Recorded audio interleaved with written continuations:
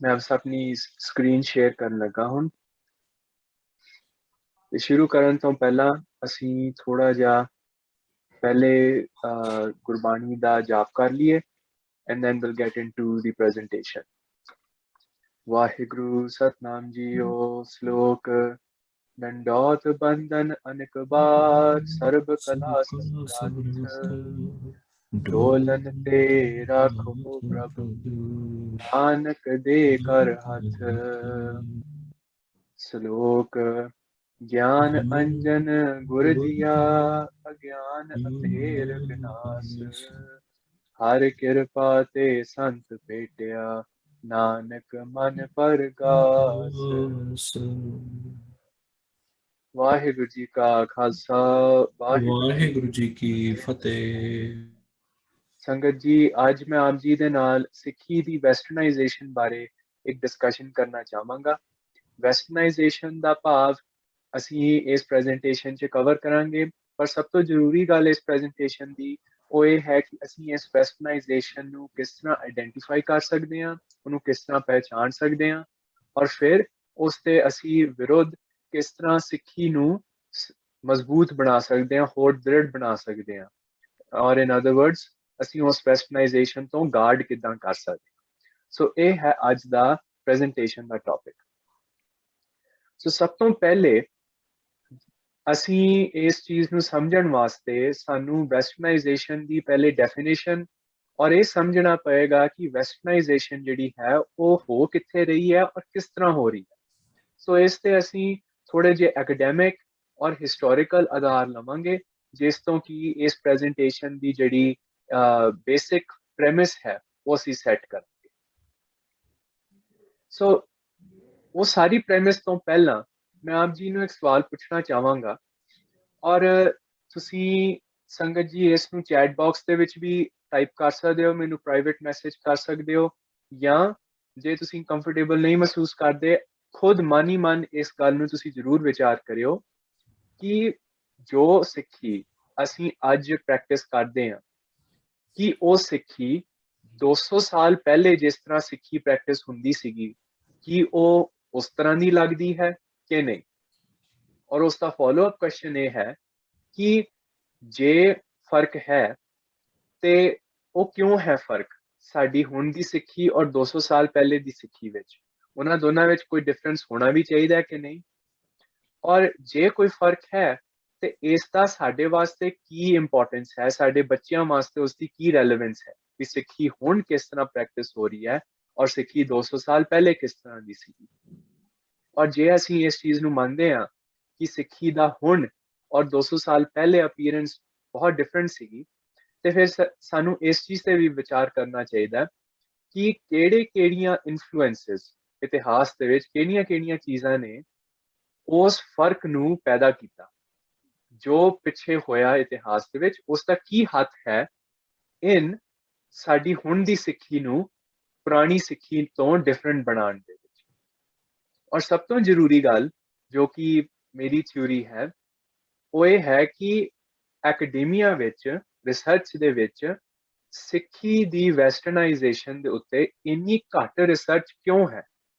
ਕੌਣ ਨੇ ਇਹ ਲੋਕੀ ਜਿਹੜੇ ਕਿ ਪੋਟੈਂਸ਼ੀਅਲੀ ਇਸ ਰਿਸਰਚ ਨੂੰ ਨਹੀਂ ਕਰਾਉਣਾ ਚਾਹੁੰਦੇ, ਜਾਂ ਕੌਣ ਨੇ ਜਿਹੜੇ ਰਿਸਰਚ ਨੂੰ ਬੰਦ ਕਰ ਰਹੇ ਨੇ। ਇੰਨਾ ਇੰਪੋਰਟੈਂਟ ਟੌਪਿਕ ਹੈ, ਇੰਨੇ ਸਾਲ 300 ਸਾਲ ਹੋ ਗਏ ਨੇ, ਇਹ ਟੌਪਿਕ ਕਿਸੇ ਨੇ ਕਿਉਂ ਨਹੀਂ ਰਿਸਰਚ ਕੀਤਾ ਡੈਪਥ ਦੇ ਵਿੱਚ। ਸੋ ਇਹ ਕੁਝ ਐਸੇ ਕੁਐਸਚਨਸ ਨੇ ਜਿਹੜੇ ਕਿ ਮੈਂ ਚਾਹਾਂਗਾ ਵੀ ਸਾਰੇ ਜਣੇ ਸੋਚਣ। ਇਹਨਾਂ ਦਾ ਜਵਾਬ ਵੀ ਜੇ ਤੁਹਾਨੂੰ ਪਤਾ ਹੈ ਤੇ ਤੁਸੀਂ ਚੈਟ ਦੇ ਵਿੱਚ ਵੀ ਲਿਖ ਸਕਦੇ ਹੋ, ਪਰ ਅਸੀਂ ਇਸ ਪ੍ਰੈਜੈਂਟੇਸ਼ਨ ਦੇ ਵਿੱਚ ਵੀ ਇਸ ਚੀਜ਼ ਨੂੰ ਡਿਸਕਸ ਕਰਾਂਗੇ। ਆਲਰਾਈਟ, ਸੋ ਵੈਸਟਰਨਾਈਜੇਸ਼ਨ ਹੈ ਕੀ? ਇੱਕ ਮੈਂ ਡੈਫੀਨੇਸ਼ਨ ਹੈ ਜੋ ਕਿ ਬ੍ਰਿਟੈਨਿਕਾ ਵੈਬਸਾਈਟ ਤੋਂ ਮੈਂ ਅਡੈਪਟ ਕੀਤੀ ਹੈ। ਇਸ ਦੀ ਰੈਫਰੈਂਸ ਜਿਹੜੀ ਹੈ ਉਹ ਮੇਰੇ ਕੋਲ ਇਸੇ ਪ੍ਰੈਜੈਂਟੇਸ਼ਨ ਦੇ ਨੋਟਸ ਦੇ ਵਿੱਚ ਹੈ, ਜੇ ਤੁਸੀਂ ਦੇਖਣਾ ਚਾਹੋ। ਪਰ ਉਸ ਡੈਫੀਨੇਸ਼ਨ ਦੇ ਮੈਂ ਕੁਝ ਇੰਪੋਰਟੈਂਟ ਹਿੱਸੇ ਜਿਹੜੇ ਨੇ ਉਹ ਆਪ ਜੀ ਵਾਸਤੇ ਹਾਈਲਾਈਟ ਕੀਤੇ ਹੋਏ ਨੇ। ਵੈਸਟਰਨਾਈਜੇਸ਼ਨ ਅਕੋਰਡਿੰਗ ਟੂ ਬ੍ਰਿਟੈਨਿਕਾ ਵੈਬਸਾਈਟ ਉਹ ਇਹ ਇੱਕ ਪ੍ਰੋਸੈਸ ਹੈ ਜਿੱਥੇ ਕਿ ਹੋਰ ਕੰਟਰੀਜ਼ ਦੇ ਜਿਹੜੇ ਲੋਕੀ ਨੇ ਉਹ ਵੈਸਟਰਨ ਯੂਰਪੀਅਨ ਸੁਸਾਇਟੀਆਂ ਦੀ ਜਿਹੜੀਆਂ ਪ੍ਰੈਕਟਿਸਿਸ ਨੇ, ਉਹਨਾਂ ਦੇ ਪਹਿਨਣ, ਉਹਨਾਂ ਦਾ ਬੋਲਣਾ, ਉਹਨਾਂ ਦੀ ਸੋਚ, ਉਹ ਸਭ ਕੁਝ ਨੂੰ ਖੁਦ ਆਪਣੇ ਕਲਚਰ ਦੇ ਵਿੱਚ ਅਡਾਪਟ ਕਰ ਲੈਂਦੇ ਨੇ, ਖੁਦ ਉਹ ਚੀਜ਼ਾਂ ਕਰਨ ਲੱਗ ਜਾਂਦੇ। ਔਰ ਇਹ ਕਿਸ ਤਰ੍ਹਾਂ ਹੁੰਦਾ ਹੈ, ਇਹ ਬਹੁਤ ਜ਼ਰੂਰੀ ਗੱਲ ਮੈਨੂੰ ਇਸੇ ਕਰਕੇ ਹਾਈਲਾਈਟ ਕੀਤਾ ਹੈ, ਉਹ ਹੈ ਕੰਪਲਸ਼ਨ ਜਾਂ ਇਨਫਲੂਐਂਸ ਦੇ ਕਾਰਨ। ਉਹ ਇਸ ਕਰਕੇ ਨਹੀਂ ਕਰ ਰਹੇ ਕਿਉਂਕਿ ਉਹਨਾਂ ਨੂੰ ਵਧੀਆ ਲੱਗਦੀਆਂ ਨੇ ਉਹ ਚੀਜ਼ਾਂ, ਉਹ ਇਸ ਕਰਕੇ ਕਰ ਰਹੇ ਨੇ ਕਿਉਂਕਿ ਉਹਨਾਂ ਦੇ ਉੱਤੇ ਉਹ ਫੋਰਸ ਕੀਤੀਆਂ ਗਈਆਂ ਨੇ ਕਿਸੇ ਅਤਿਆਚਾਰ ਜਾਂ ਕਿਸੇ ਹੋਰ ਗਲਤ ਜ਼ਰੀਏ ਥਣੀ। ਇਹ ਮੇਰੀ ਡੈਫੀਨੇਸ਼ਨ ਨਹੀਂ ਹੈ, ਇਹ ਐਕੈਡੈਮਿਕਸ ਦੀ ਡੈਫੀਨੇਸ਼ਨ ਹੈ। ਜ਼ਰੂਰੀ ਇੱਕ ਗੱਲ ਹੋਰ ਹੈ ਕਿ ਵੈਸਟਰਨਾਈਜੇਸ਼ਨ ਜਿਹੜੀ ਉਹ ਅਜੇ ਵੀ ਹੋ ਰਹੀ ਹੈ, ਔਰ ਉਹ ਕਿਉਂ ਹੋ ਰਹੀ ਹੈ, ਉਸ ਦਾ ਕਾਰਨ ਹੈ ਗਲੋਬਲਾਈਜੇਸ਼ਨ।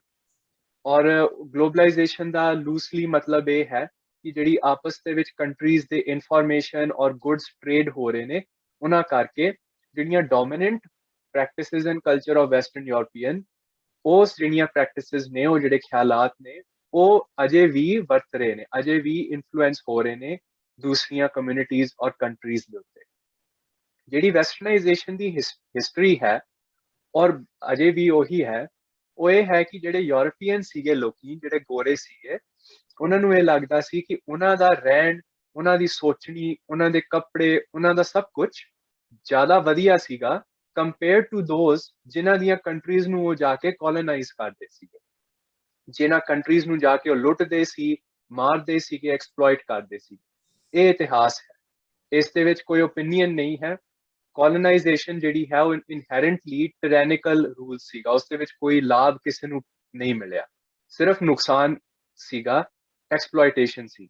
ਜੇ ਗਲਤੀ ਨਾਲ ਕੋਲੋਨਾਈਜੇਸ਼ਨ ਦੇ ਵਿੱਚੋਂ ਕੁਛ ਨਾ ਕੁਛ ਬਾਹਰ ਆ ਗਿਆ ਤੇ ਅਸੀਂ ਉਹ ਇਹ ਨਹੀਂ ਕਹਿ ਸਕਦੇ ਵੀ ਕੋਲੋਨਾਈਜੇਸ਼ਨ ਅੱਛੀ ਸੀਗੀ ਇਸ ਕਰਕੇ ਉਹ ਸਭ ਕੁਝ ਹੋਇਆ। ਉਹ ਸਿਰਫ ਉਹਨਾਂ ਨੇ ਆਪਣੇ ਜਿਹੜੀ ਈਜ਼ ਆਫ ਐਕਸੈਸ ਸੀਗੀ ਉਸ ਵਾਸਤੇ ਚੀਜ਼ਾਂ ਕ੍ਰੀਏਟ ਕੀਤੀਆਂ।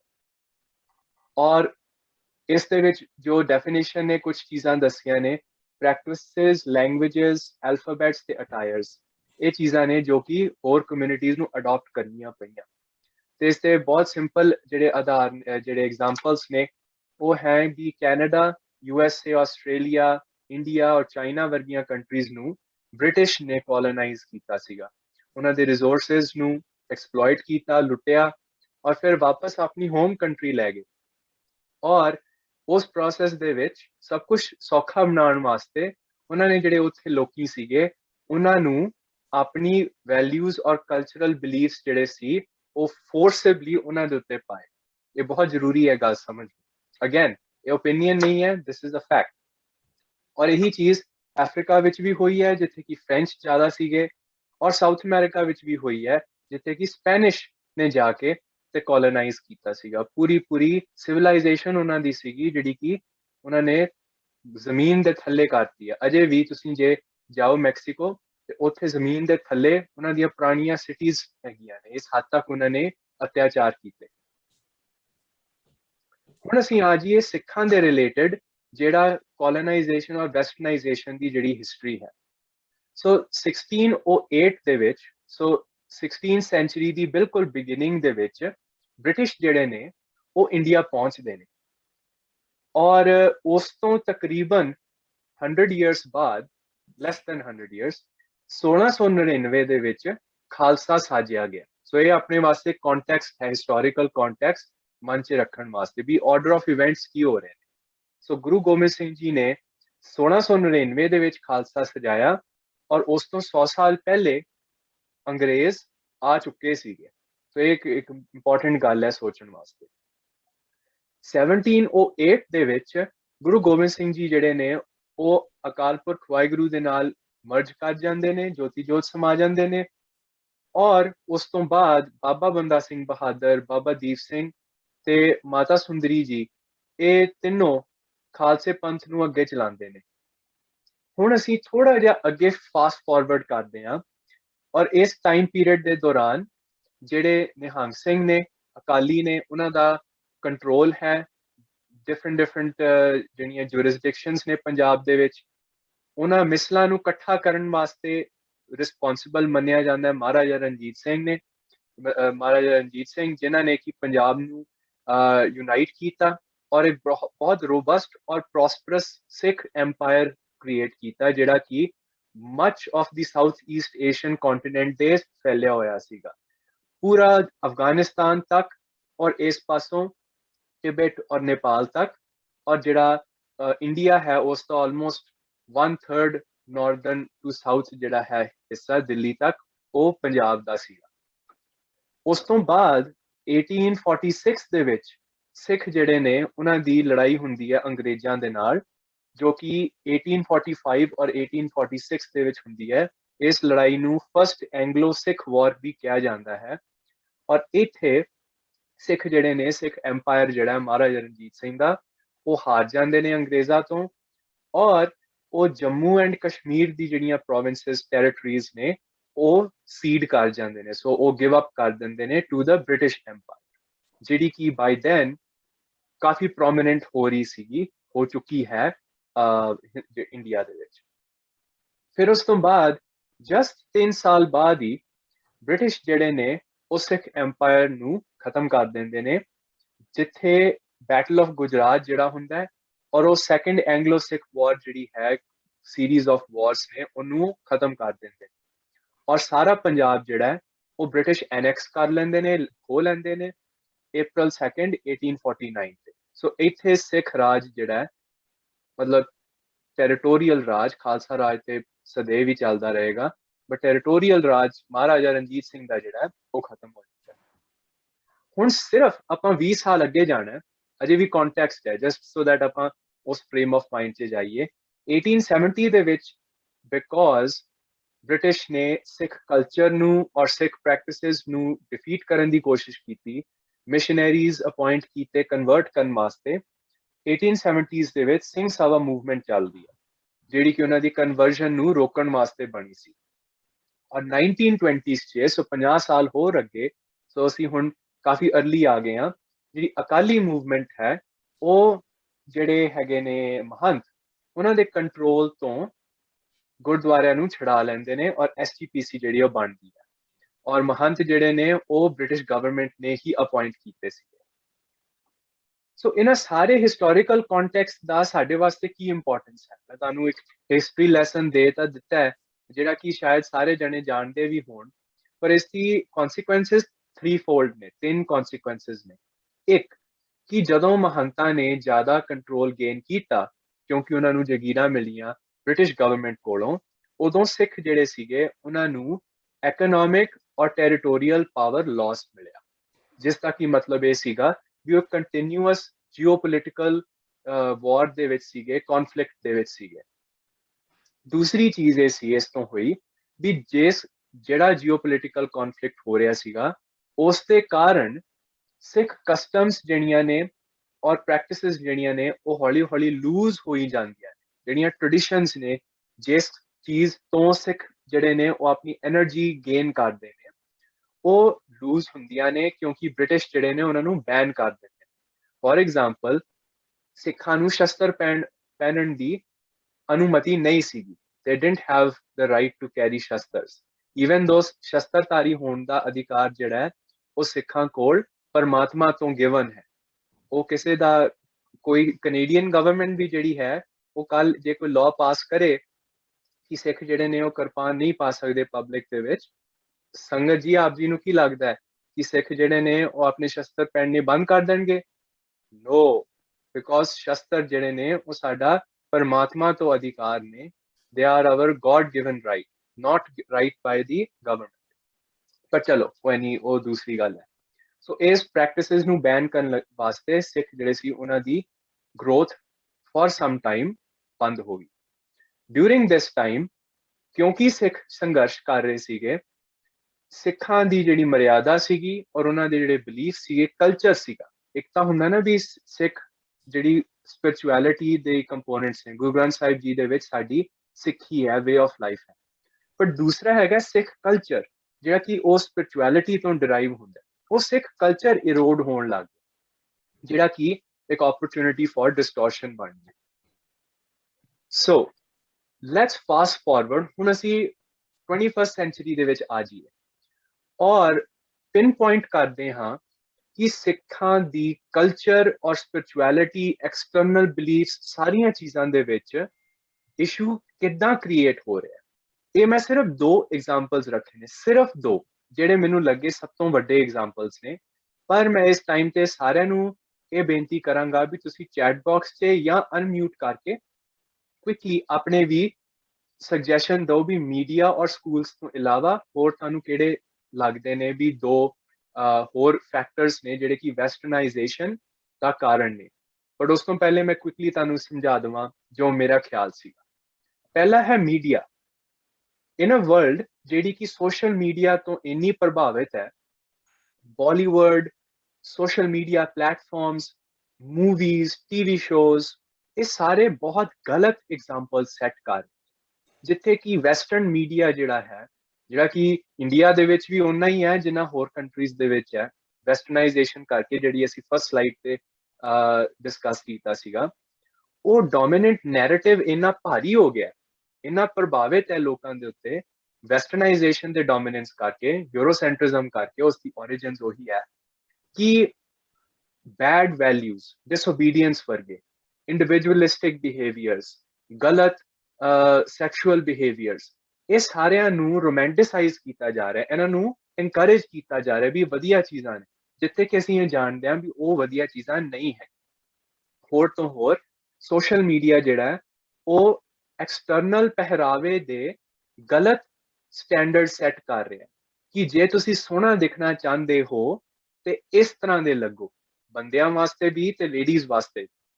ਔਰ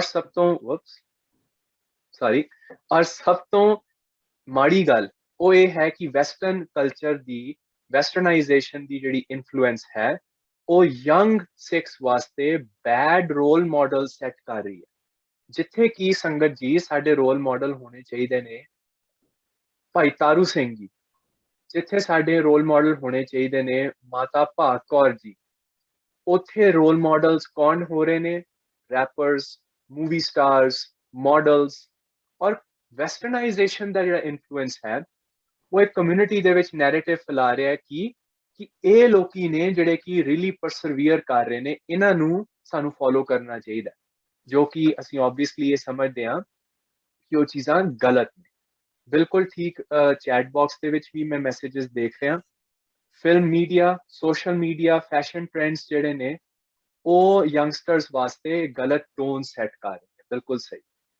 ਔਰ ਇਹੀ ਚੀਜ਼ ਅਨਫੋਰਚੂਨੇਟਲੀ ਸਾਧ ਸੰਗਤ ਜੀ ਸਕੂਲਾਂ ਦੇ ਵਿੱਚ ਰੀਇਨਫੋਰਸ ਹੋ ਰਹੀ ਹੈ। ਅਸੀਂ ਸੋਚਦੇ ਹਾਂ ਵੀ ਸਕੂਲ 'ਚ ਅੱਛੀਆਂ ਚੀਜ਼ਾਂ ਸਿਖਾਉਣਗੇ, ਪਰ ਸਕੂਲਾਂ ਵਿੱਚ ਰੀਇਨਫੋਰਸ ਹੋ ਰਹੇ ਨੇ, ਬੱਚੇ ਹੋਰ ਬੱਚਿਆਂ ਨੂੰ ਮਿਲਦੇ ਨੇ, ਉਹਨਾਂ ਨਾਲ ਗੱਲਬਾਤ ਕਰਦੇ ਨੇ, ਜਿੱਥੇ ਕਿ ਇਹ ਮੀਡੀਆ ਦੇ ਇਨਫਲੂਐਂਸਸ ਜਿਹੜੇ ਨੇ ਉਹ ਰੀਇਨਫੋਰਸ ਹੋ ਰਹੇ ਨੇ, ਫਿਟ ਇਨ ਕਰਨ ਵਾਸਤੇ, ਐਕਸੈਪਟ ਹੋਣ ਵਾਸਤੇ। ਸੰਗਤ ਜੀ ਆਪਣੇ ਸਿੱਖ ਬੱਚੇ ਜਿਹੜੇ ਨੇ ਉਹ ਇਹ ਟ੍ਰੈਂਡਸ ਨੂੰ ਅਪਣਾ ਰਹੇ ਨੇ, ਠੀਕ ਹੈ।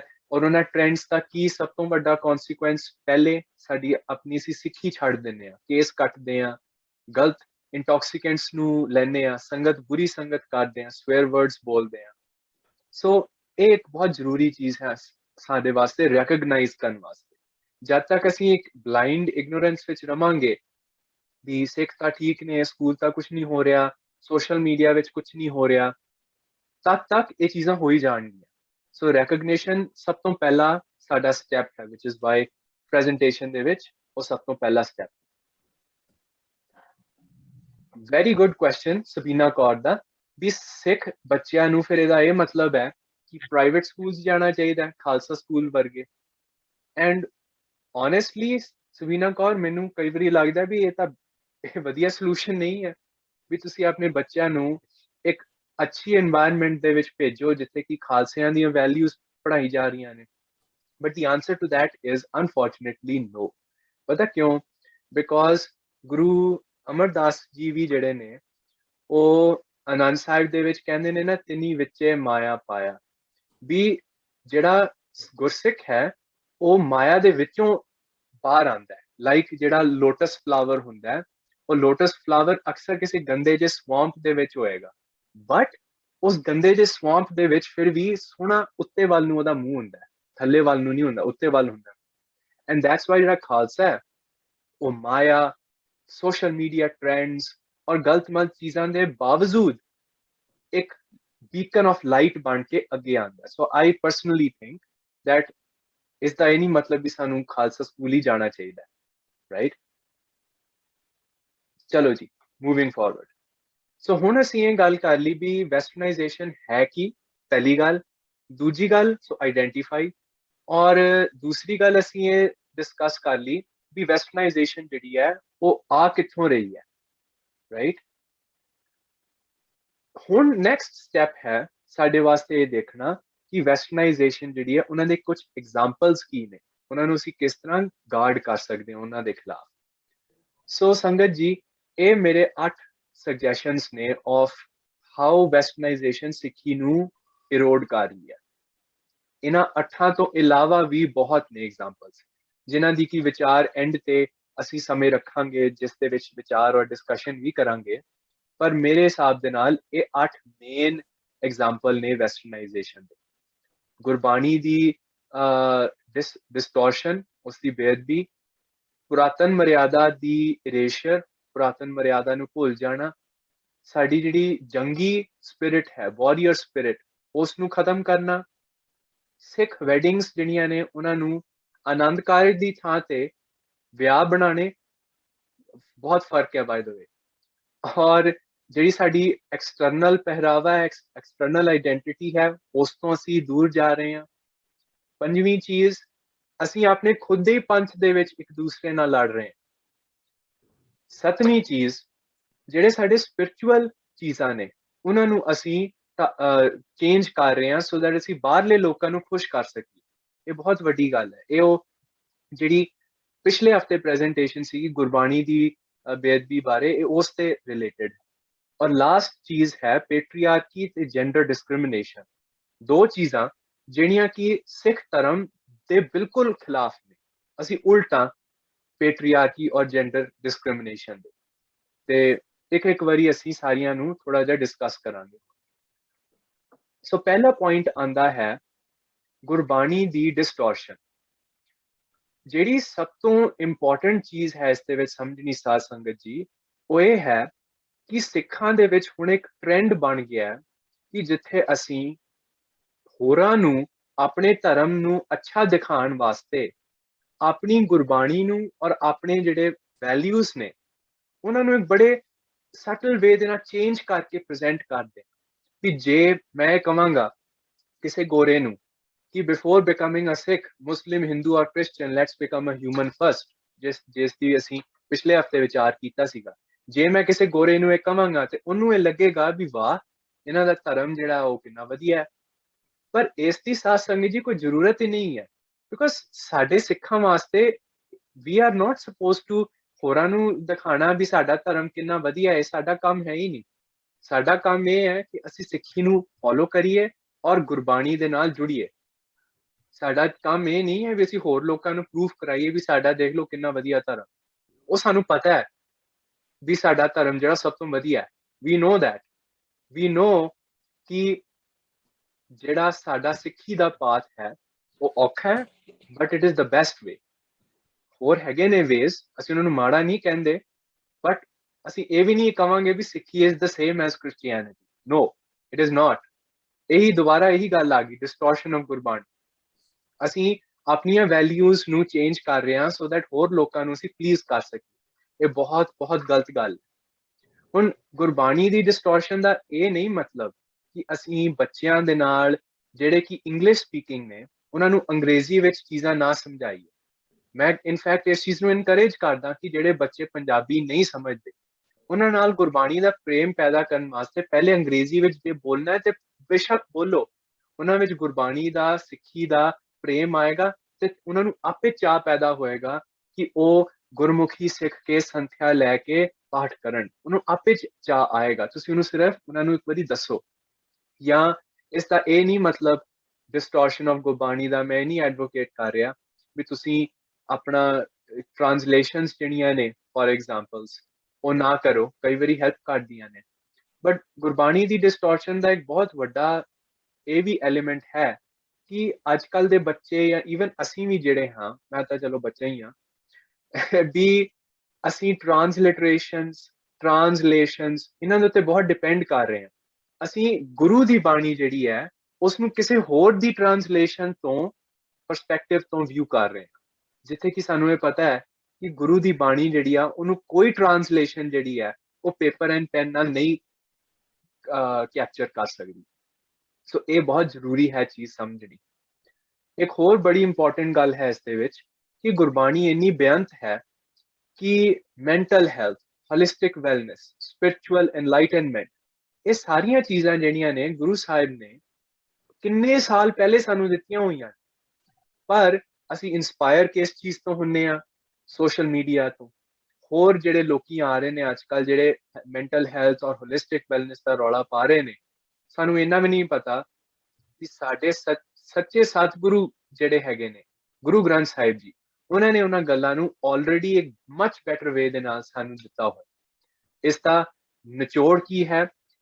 ਸਾਡੀ ਜਿਹੜੀ ਸਿੱਖੀ ਹੈ ਉਸ ਦਾ ਓਨਰਸ਼ਿਪ ਲਈਏ, ਉਸ ਨੂੰ ਅਸੀਂ ਸਮਝੀਏ। ਸੋਲੂਸ਼ਨ ਹੋਰ ਕੀ ਹੈ ਇਸ ਦਾ? ਆਪਣੇ ਅਸੀਂ ਬੱਚਿਆਂ ਨੂੰ ਔਰ ਹੋਰਾਂ ਨੂੰ ਵੀ ਇਹ ਸਿਖਾਈਏ ਵੀ ਸਿੱਖੀ ਨੂੰ ਅਪਰੀਸ਼ੀਏਟ ਕੀਤਾ ਜਾਏ ਫॉर व्हाट इट इज। ਹੋਰਾਂ ਨੂੰ ਪਲੀਜ਼ ਕਰਨ ਵਾਸਤੇ ਨਹੀਂ ਬਣਿਆ ਸਿੱਖੀ।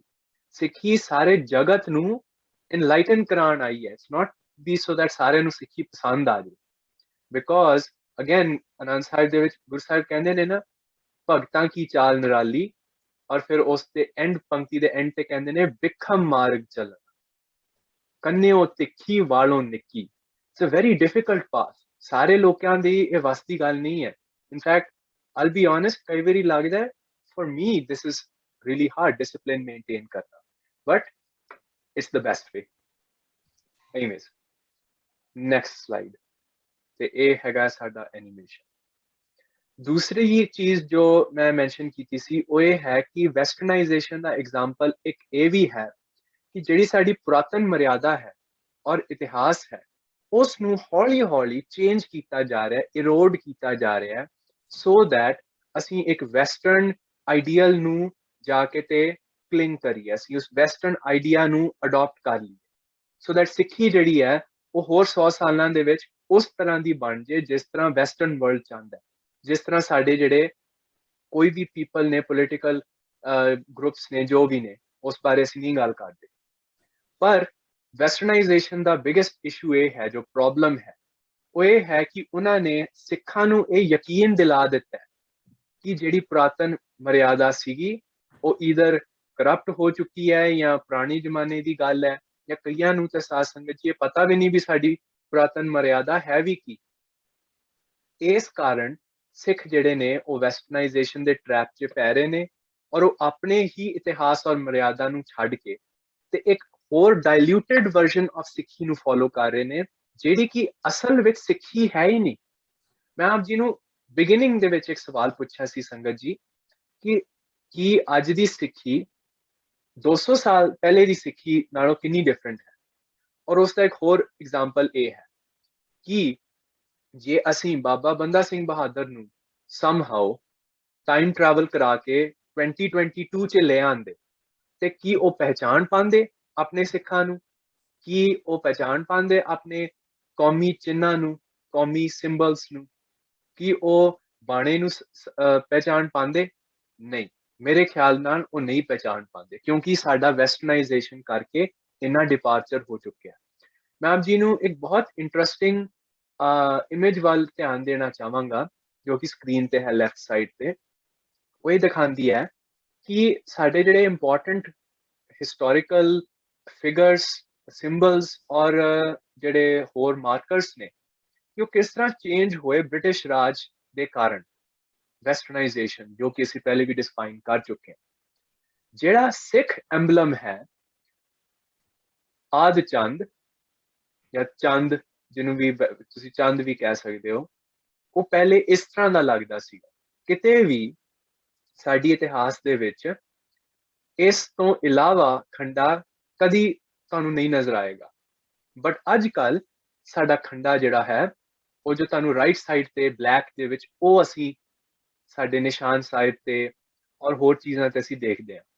ਸੋ ਮੈਂ ਇਸ ਦਾ ਐਕਸਪਰਟ ਨਹੀਂ ਹਾਂ ਸਿੰਬੋਲੋਜੀ ਦਾ, ਪਰ ਮੈਂ ਆਪ ਜੀ ਨੂੰ ਜ਼ਰੂਰ ਇੱਕ ਕੁਐਸਚਨ ਪੁੱਛਣਾ ਚਾਹਾਂਗਾ ਵੀ ਕੀ ਇਹ ਸਹੀ ਹੈ? ਇਸ ਦਾ ਚੇਂਜ ਕਿਉਂ ਹੋਇਆ? ਔਰ ਜੇ ਚੇਂਜ ਹੋਇਆ, ਮੰਨ ਲਓ ਕਿ SGPC ਨੇ ਇਕੱਠੇ ਹੋ ਕੇ ਇਹ ਕਿਹਾ ਵੀ this is what the Khanda is going to look like, ਅਸੀਂ ਕਿਉਂ ਚੇਂਜ ਕੀਤਾ? मतलब मेरा कहण दा भाव ਇਹ ਹੈ ਸੰਗਤ ਜੀ ਵੀ ਅਸੀਂ ਇਹਨਾਂ ਚੀਜ਼ਾਂ ਨੂੰ ਕੁਐਸਚਨ ਕਿਉਂ ਨਹੀਂ ਕਰ ਰਹੇ, ਅਸੀਂ ਕਿਉਂ ਖੋਜ ਨਹੀਂ ਕਰ ਰਹੇ? Why are we okay with this? I don't think ਕਿ ਸਾਨੂੰ ਇਸ ਚੀਜ਼ ਨੂੰ ਬਿਨਾਂ ਕੁਐਸਚਨ ਕੀਤੇ ਐਕਸੈਪਟ ਕਰਨਾ ਚਾਹੀਦਾ।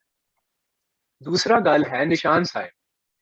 ਮੈਨੂੰ ਹਮੇਸ਼ਾ ਬਾਣੀ ਦੇ ਵਿੱਚ ਇਹ ਪੜਨ ਨੂੰ ਮਿਲਿਆ ਕਿ ਖਾਲਸਿਆਂ ਦੇ ਜਿਹੜੇ ਰੰਗ ਨੇ ਉਹ ਹੈ ਨੀਲਾ, ਬਿਕੋਜ਼ ਹਿਸਟਰੀ ਦੇ ਵਿੱਚ ਇਹ ਆਂਦਾ ਹੈ ਕਿ ਖਾਲਸੇ ਜਿਹੜੇ ਸੀਗੇ ਉਹ ਡਿਫੀਟਡ ਗਰੁੱਪ ਦਾ ਕਲਰ ਅਡਾਨ ਕਰਦੇ ਸੀਗੇ। ਪਠਾਨਾਂ ਦਾ ਕਲਰ ਕੀ ਸੀਗਾ? ਬਲੂ। ਖਾਲਸਿਆਂ ਦਾ ਕਲਰ ਜਦੋਂ ਉਹਨਾਂ ਨੇ ਹਰਾਇਆ ਤੁਰਕਾਂ ਨੂੰ ਤੇ ਉਹ ਉਹਨਾਂ ਦਾ ਕਲਰ ਬਲੂ ਬਣ ਗਿਆ। ਸੋ ਕੇਸਰੀ ਰੰਗ ਜਿਹੜਾ ਹੈ ਉਹ ਕਿੱਥੋਂ ਆ ਰਿਹਾ ਹੈ?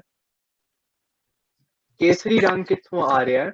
ਇਸ ਦੀ ਮੈਨੂੰ ਆਈ ਐਮ ਜੈਨੂਇਨਲੀ ਕਿਊਰੀਅਸ ਵੀ ਇਹ ਕਿੱਥੋਂ, ਵੇਅਰ ਦਿਸ ਇਜ਼ ਫਰੋਮ। ਦੂਸਰੀ ਗੱਲ, ਸਾਡਾ ਨਿਸ਼ਾਨ ਸਾਹਿਬ ਜਿਹੜਾ ਉਸ ਦੇ ਵਿੱਚ ਇੱਕ ਬਰਛਾ, ਉਸ ਦੇ ਵਿੱਚ ਇੱਕ ਢਾਲ ਤੇ ਕਟਾਰ, ਇਹ ਤਿੰਨ ਚਿੰਨ੍ਹ ਹੁੰਦੇ ਸੀਗੇ ਸਾਡੇ ਪੁਰਾਤਨ ਨਿਸ਼ਾਨ ਸਾਹਿਬ ਦੇ ਉੱਤੇ। ਇਹ ਕਿਉਂ ਹੁਣ ਨਹੀਂ ਹੈਗੇ? This is a question to ask, right? Same thing ਅਸੀਂ ਇਹ ਕਹਿ ਸਕਦੇ ਹਾਂ ਸਾਡੇ ਸਾਜ਼ਾਂ ਵਾਸਤੇ। ਹਾਰਮੋਨੀਅਮ ਜਿਹੜਾ ਹੈ ਜਾਂ ਵਾਜਾ ਕਹਿ ਲਓ, ਇਹ ਐਕਚੁਅਲੀ ਜਰਮਨਸ ਨੇ ਇਨਵੈਂਟ ਕੀਤਾ ਸੀਗਾ, ਸਾਡਾ ਸਾਜ਼ ਨਹੀਂ ਹੈ। ਅਸੀਂ ਕਰਦੇ ਤਾਂ ਹਾਂ, ਇਨਫੈਕਟ ਮੈਂ ਵੀ ਪਹਿਲੀ ਹਾਰਮੋਨੀਅਮ ਹੀ ਸਿੱਖਿਆ ਸੀਗਾ, ਬਟ ਅਸੀਂ ਕਿਉਂ ਨਹੀਂ ਇਸ ਚੀਜ਼ ਨੂੰ ਆਈਡੈਂਟੀਫਾਈ ਕਰਦੇ ਐਜ਼ ਏ ਵੈਸਟਰਨਾਈਜੇਸ਼ਨ? ਮੇਰੇ ਹਿਸਾਬ ਦੇ ਨਾਲ, ਔਰ ਇਹ ਮੇਰੀ ਥਿਊਰੀ ਹੈ, ਕਿ ਜਿਹੜੇ ਸਿੱਖ ਸੀਗੇ ਉਹ ਯੂਰਪੀਅਨ ਡੋਮੀਨੈਂਸ ਨੂੰ ਖਤਰਾ ਸੀ, ਬਹੁਤ ਵੱਡਾ ਖਤਰਾ ਸੀਗੇ, ਅਜੇ ਵੀ ਹੈਗੇ ਆ। ਜੇ ਸਿੱਖ ਇਕੱਠੇ ਹੋ ਜਾਣ ਤੇ ਯੂਰਪੀਅਨ ਡੋਮੀਨੈਂਸ ਦੇ ਉੱਤੇ ਅਸੀਂ ਬਹੁਤ ਵੱਡਾ ਖਤਰਾ ਹੈਗੇ। ਐਂਡ ਸਾਨੂੰ ਸਾਈਡ ਲਾਈਨ ਕਰਨ ਵਾਸਤੇ, ਸਾਡੀ ਪਾਵਰ ਨੂੰ ਖਤਮ ਕਰਨ ਵਾਸਤੇ, ਇਹ ਮੇਰੀ ਥਿਊਰੀ ਹੈ, ਬ੍ਰਿਟਿਸ਼ ਐਮਪਾਇਰ ਨੇ ਔਰ ਹੋਰ ਯੂਰਪੀਅਨ ਕੋਲੋਨਾਈਜ਼ਰਸ ਨੇ ਸਾਡੀ ਵਾਰੀਅਰ ਸਪਿਰਿਟ, ਸਾਡੇ ਪੁਰਾਤਨ ਮਰਿਆਦਾ, ਸਾਡੇ ਚਿੰਨ੍ਹ, ਸਾਡਾ ਨਿਸ਼ਾਨ ਸਾਹਿਬ, ਸਾਡੇ ਸ਼ਸਤਰ, ਸਾਡਾ ਬਾਣਾ, ਇਹਨਾਂ ਸਾਰੀਆਂ ਚੀਜ਼ਾਂ ਨੂੰ ਉਹਨਾਂ ਨੇ ਹੌਲੀ ਹੌਲੀ ਕਰਕੇ ਚੇਂਜ ਕਰਨ ਲੱਗ ਗਏ, ਹੌਲੀ ਹੌਲੀ, ਸੋ ਦੈਟ ਸਾਡੀ ਪਾਵਰ ਕੰਪਲੀਟ ਉਸ ਲੈਵਲ ਤੇ ਨਾ ਆਏ ਔਰ ਉਹ ਖੁਦ ਪਾਵਰ 'ਚ ਰਹਿਣ। ਇਸ ਦਾ ਇੱਕ ਹੋਰ ਆਧਾਰ ਮੈਂ ਦੇਣਾ ਚਾਹਾਂਗਾ, ਉਹ ਹੈ ਸ਼੍ਰੀ ਦਸਮ ਗ੍ਰੰਥ। नाउ आप जी बहुत विद्वान भी हो और ज्यादा पढ़े भी होगे मेरे नालों इस चीज तो, पर another theory I have is कि जेडी skepticism सिख community दे विच है। Also before I continue, apparently मेरा audio ruffle कर रहा है, so सारे नु मेरी आवाज ठीक आ रही है कि नहीं? नहीं युवराज सिंह, थोड़ा जिहा क्लियर नहीं आ रही। Okay, how about now? कुछ बोलो। हुन ठीक आ रही है? नहीं, आवाज ਤੇ ਆ ਰਹੀ ਹੈ ਪਰ ਹਲਕੀ ਜੀ ਰਫਲ ਕਰ ਰਹੀ ਹੋ, ਜਿਸ ਤਰ੍ਹਾਂ ਤੁਸੀਂ ਕਹਿ ਰਹੇ ਸੀਗੇ। Okay, एक सेकंड दो फिर। ਹੋ ਸਕਦਾ ਵੀ ਤੁਹਾਡਾ ਆਡੀਓ ਜਿਹੜਾ ਹੈ ਉਹ ਕੋਈ ਉੱਥੇ ਕੋਈ ਤੁਸੀਂ ਪੇਪਰ ਰੱਖਿਆ ਹੈ ਜਾਂ ਕੋਈ ਮਾਊਸ ਦੇ ਨਾਲ ਹਿੱਟ ਕਰ ਰਿਹਾ ਹੈ। ओके, ਹੁਣ ਆ ਰਹੀ ਹੈ ਆਵਾਜ਼? ਹਾਂਜੀ ਹੁਣ ਠੀਕ ਹੈ। ਹੁਣ ਠੀਕ। ਚਲੋ ਜੀ, ਸੋ ਅਸੀਂ ਜਿਸ ਬਾਰੇ ਗੱਲ ਕਰ ਰਹੇ ਸੀ ਕਿ ਸਿੱਖ ਪਾਵਰ ਤੋਂ ਥ੍ਰੈਟਨ ਹੋ ਕੇ ਗੋਰਿਆਂ ਨੇ ਸਾਡੇ ਚਿੰਨ੍ਹਾਂ ਨੂੰ ਚੇਂਜ ਕੀਤਾ ਹੈ ਸਿਸਟਮੈਟਿਕਲੀ, ਡਿਲਿਬਰੇਟਲੀ। ਆਵਾਜ਼ ਹੌਲੀ ਹੋ ਗਈ ਬੇਟੇ, ਹੁਣ ਉਦਾਂ ਸਲੋ ਹੋ ਗਈ, ਉਹ ਗੜਗੜ ਤਾਂ ਹਟ ਗਈ ਜਿਹੜੇ ਬੱਦਲ ਜੇ ਗੱਜਦੇ ਸੀ। ਹੁਣ ਆਵਾਜ਼ ਆ ਰਹੀ ਹੈ? ਥੋੜੀ ਘਟ ਗਈ ਆ। ਹਾਂ ਥੋੜੀ ਜਿਹੀ ਘਟ ਗਈ ਹੈ। ਓਕੇ, ਹੁਣ ਆ ਰਹੀ ਹੈ ਆਵਾਜ਼? ਹੁਣ ਠੀਕ ਆ। ਹਾਂਜੀ ਹਾਂਜੀ ਹੁਣ ਠੀਕ ਆ। ਠੀਕ ਹੈ ਠੀਕ ਹੈ ਠੀਕ ਹੈ। ਆਲਰਾਈਟ, ਸੋ ਅਸੀਂ ਜਿਸ ਤਰ੍ਹਾਂ ਗੱਲ ਕਰ ਰਹੇ ਸੀਗੇ ਕਿ ਸਿੱਖ ਪਾਵਰ ਤੋਂ ਥ੍ਰੈਟਨ ਹੋ ਕੇ ਬ੍ਰਿਟਿਸ਼ ਔਰ ਹੋਰ ਗੋਰੇ ਜਿਹੜੇ ਸੀਗੇ ਉਹਨਾਂ ਨੇ ਸਾਡੇ ਚਿੰਨ੍ਹਾਂ ਨੂੰ ਇਰੇਸ ਕੀਤਾ ਹੈ ਸਿਸਟਮੈਟਿਕਲੀ। ਇਸ ਦੀ ਸੋਲੂਸ਼ਨ ਬਹੁਤ ਸਿੰਪਲ ਹੈ ਸੰਗਤ ਜੀ, ਕਿ ਇਟਸ ਹਾਈ ਟਾਈਮ ਵੀ ਅਸੀਂ ਆਪਣੇ ਯੂਥ ਨੂੰ ਔਰ ਆਪਣੇ ਪ੍ਰਚਾਰਕਾਂ ਨੂੰ ਔਰ ਇਨ ਜਨਰਲ ਅਸੀਂ ਸਾਰੇ ਜਿਹੜੇ ਹਾਂ, ਅਸੀਂ ਆਪਣੀ ਪੁਰਾਤਨ ਮਰਿਆਦਾ ਨੂੰ ਰਿਸਰਚ ਕਰੀਏ ਔਰ ਐਕਸੈਪਟ ਕਰੀਏ। ਦੇਰ ਆਰ ਸੋ ਮੈਨੀ ਥਿੰਗਸ ਸਾਡੀ ਮਰਿਆਦਾ ਦੇ ਵਿੱਚ ਜਿਹੜੀ ਕਿ ਸਾਨੂੰ ਪਤਾ ਵੀ ਨਹੀਂ ਨੇ ਵੀ ਐਗਜ਼ਿਸਟ ਕਰਦੇ ਨੇ। ਫॉर ਐਗਜ਼ਾਮਪਲ, ਮੈਂ ਰੀਸੈਂਟਲੀ ਇਹ ਲਰਨ ਕੀਤਾ ਕਿ ਪੁਰਾਣੇ ਟਾਈਮ ਦੇ ਵਿੱਚ ਜਿਹੜੇ ਖਾਲਸੇ ਹੁੰਦੇ ਸੀਗੇ ਉਹ ਆਪਣਾ ਦੁਮਾਲਾ ਸਜਾਉਣ ਵੇਲੇ ਦਸਮ ਗ੍ਰੰਥ ਵਿੱਚੋਂ ਇੱਕ ਛੋਟੀ ਜੀ ਕਪਲੇਟ ਵਰਸਸ ਪੜ੍ਹਦੇ ਸੀਗੇ ਜਿਨ੍ਹਾਂ ਨੂੰ ਕਹਿੰਦੇ ਨੇ ਦੁਮਾਲੇ ਦੇ ਸ਼ਲੋਕ। ਹੁਣ I thought to myself ਵੀ ਮੈਨੂੰ ਇਸ ਚੀਜ਼ ਦਾ ਪਤਾ ਕਿਉਂ ਨਹੀਂ ਹੈ, ਮੈਨੂੰ ਕਦੀ ਕਿਸੇ ਚੀਜ਼, ਕਦੀ ਗੁਰਦੁਆਰੇ ਵਿੱਚ ਜਾਂ ਕਦੀ ਕਿਸੇ ਵੀ ਇੰਸਟੀਟਿਊਟ ਦੇ ਵਿੱਚ ਕਿਸੇ ਨੇ ਸਿਖਾਈ ਕਿਉਂ ਨਹੀਂ। ਉਸ ਦਾ ਆਨਸਰ ਇਹ ਹੈ ਸੰਗਤ ਜੀ ਕਿ ਕਿਉਂਕਿ ਕਿਸੇ ਨੂੰ ਪਤਾ ਵੀ ਨਹੀਂ ਸੀਗਾ। ਕਿਉਂ? ਬਿਕੋਜ਼ ਅਸੀਂ ਵਿਲਫੁਲੀ ਆਪਣੀ ਖੁਦ ਦੀ ਹਿਸਟਰੀ ਨੂੰ ਭੁੱਲ ਰਹੇ ਹਾਂ। ਸਾਨੂੰ ਇਹ ਲੱਗਦਾ ਹੈ ਕਿ ਦਸਮ ਗ੍ਰੰਥ ਨੂੰ ਜੇ ਪੜ੍ਹ ਲਵਾਂਗੇ ਜਾਂ ਜੇ ਇਹ ਚੀਜ਼ਾਂ ਹੋਰ ਕਰ ਲਵਾਂਗੇ ਤੇ ਅਸੀਂ ਸਮਹਾਉ ਰੈਡੀਕਲ ਬਣ ਜਾਾਂਗੇ, ਅਸੀਂ ਸਮਹਾਉ ਕੱਟੜ ਬਣ ਜਾਾਂਗੇ, ਸਮਹਾਉ ਅਸੀਂ ਗਿਆਨੀ ਜਾਂ ਰਾਗੀ ਸਿੰਘ ਬਣ ਜਾਵਾਂਗੇ। ਇਹ ਬਹੁਤ ਡਿਸਟਰਕਟਿਵ ਸੋਚ ਹੈ ਔਰ ਇਹ ਸਾਡੇ ਪੰਥ ਨੂੰ ਡਾਊਨਵਰਡਸ ਲੈ ਕੇ ਜਾ ਰਹੀ ਹੈ। ਇਨਫੈਕਟ ਅਸੀਂ ਜਿਹੜੇ ਗੋਰੇ ਔਰ ਹੋਰ ਵੈਸਟਰਨਾਈਜੇਸ਼ਨ ਦੇ ਕਾਜ਼ਸ ਨੇ ਨਾ, ਅਸੀਂ ਉਹਨਾਂ ਵਾਸਤੇ ਈਜ਼ੀ ਟਾਰਗੇਟਸ ਬਣ ਰਹੇ ਹਾਂ। ਅਸੀਂ ਕਹਿ ਰਹੇ ਹਾਂ ਅਸੀਂ ਖੁਦ ਹੀ ਆਪਣੀ ਹਿਸਟਰੀ ਨੂੰ ਨਹੀਂ ਐਕਸੈਪਟ ਕਰਦੇ, ਤੁਸੀਂ ਆ ਕੇ ਸਾਨੂੰ ਹੋਰ ਵੈਸਟਰਨਾਈਜ਼ ਕਰ ਲਓ। So this is a very important part. ਤੇ ਇਸ ਦਾ ਮੈਂ ਥੋੜਾ ਜਿਹਾ ਵੱਡਾ ਬਲੋ ਅਪ ਸੋਚਿਆ ਵੀ ਦਵਾਂ ਕਿਉਂਕਿ ਦੂਸਰੀ ਸਲਾਈਡ ਤੇ it was little bit small. So kirpan ਜਿਹੜੀ ਹੈ ਫॉर ਐਗਜ਼ਾਮਪਲ, ਬਲੰਟ ਕਿਰਪਾਨ ਦਾ ਕੋਈ ਫਾਇਦਾ ਨਹੀਂ ਹੈ। Just as an example, kirpan when people ask me ਵੀ ਕਿਰਪਾਨ ਕੀ ਹੈ, I don't tell them ਵੀ ਉਹ ceremonial dagger ਹੈ। ਜੇ ceremonial ਹੁੰਦਾ ਤੇ ਗੁਰੂ ਸਾਹਿਬ ਸਾਨੂੰ ਦਿੰਦੇ ਕਿਉਂ? ਇਸ ਕਰਕੇ ਕਿਰਪਾਨ ਦਿੱਤੀ ਹੈ ਸਾਨੂੰ, ਸ਼ਸਤਰ ਇਸ ਕਰਕੇ ਧਾਰਨ ਕਰਨ ਨੂੰ ਕਹੇ ਨੇ men and women so that we can use it। ਮੈਂ ਬਹੁਤ ਹੀ ਸਪਸ਼ਟ ਔਰ ਐਕਸਪਲਿਸਿਟ ਨਹੀਂ ਗੱਲ ਕਰਾਂਗਾ, but women for example are some of the most oppressed people on earth ਔਰ ਉਹਨਾਂ ਨਾਲ ਇੰਨੇ atrocities, ਇੰਨੀਆਂ discriminations ਜਿਹੜੀਆਂ ਹੋ ਰਹੀਆਂ ਨੇ, ਉਸ ਦਾ ਜਵਾਬ ਗੁਰੂ ਸਾਹਿਬ ਨੇ 1699 ਦੇ ਵਿੱਚ ਦੇ ਦਿੱਤਾ ਸੀਗਾ। I'll just leave it at that। This brings me to the idea of the warrior spirit। ਉਹ ਇਹ ਪ੍ਰੋਬਲਮ ਹੈ ਸੰਗਤ ਜੀ ਕਿ ਵੈਸਟਰਨਾਈਜੇਸ਼ਨ ਕਰਕੇ ਜੋ ਕਿ ਰਿਲੀਜਨ ਨੂੰ ਇੱਕ ਡੌਗਮਾ ਮੰਨਦੇ ਨੇ, ਜਿਹੜੀ ਵੈਸਟਰਨ ਵਿਊ ਹੈ, ਕ੍ਰਿਸਚੀਅਨ ਵਿਊ ਹੈ, ਉਹ ਇਹ ਸਮਝਦੇ ਨੇ ਕਿ ਰਿਲੀਜਨ ਜਿਹੜਾ ਹੈ ਉਹ ਉਹਨਾਂ ਲੋਕਾਂ ਵਾਸਤੇ ਹੈ ਜਿਹੜੇ ਪਾਠ ਪੂਜਾ ਕਰਦੇ ਨੇ, ਜਿਹੜੇ ਹੱਥ ਜੋੜ ਕੇ ਅੱਖਾਂ ਬੰਦ ਕਰਕੇ ਤੇ ਮੈਡੀਟੇਟ ਕਰਦੇ ਨੇ, ਜਿਹੜੇ ਜਾ ਕੇ ਲੰਗਰ ਵਰਤਾਉਂਦੇ ਨੇ। ਇਹ ਰਿਲੀਜਨ ਹੈ ਵੈਸਟਰਨ ਆਈਡੀਓਲੋਜੀ ਦੇ ਹਿਸਾਬ ਦੇ ਨਾਲ।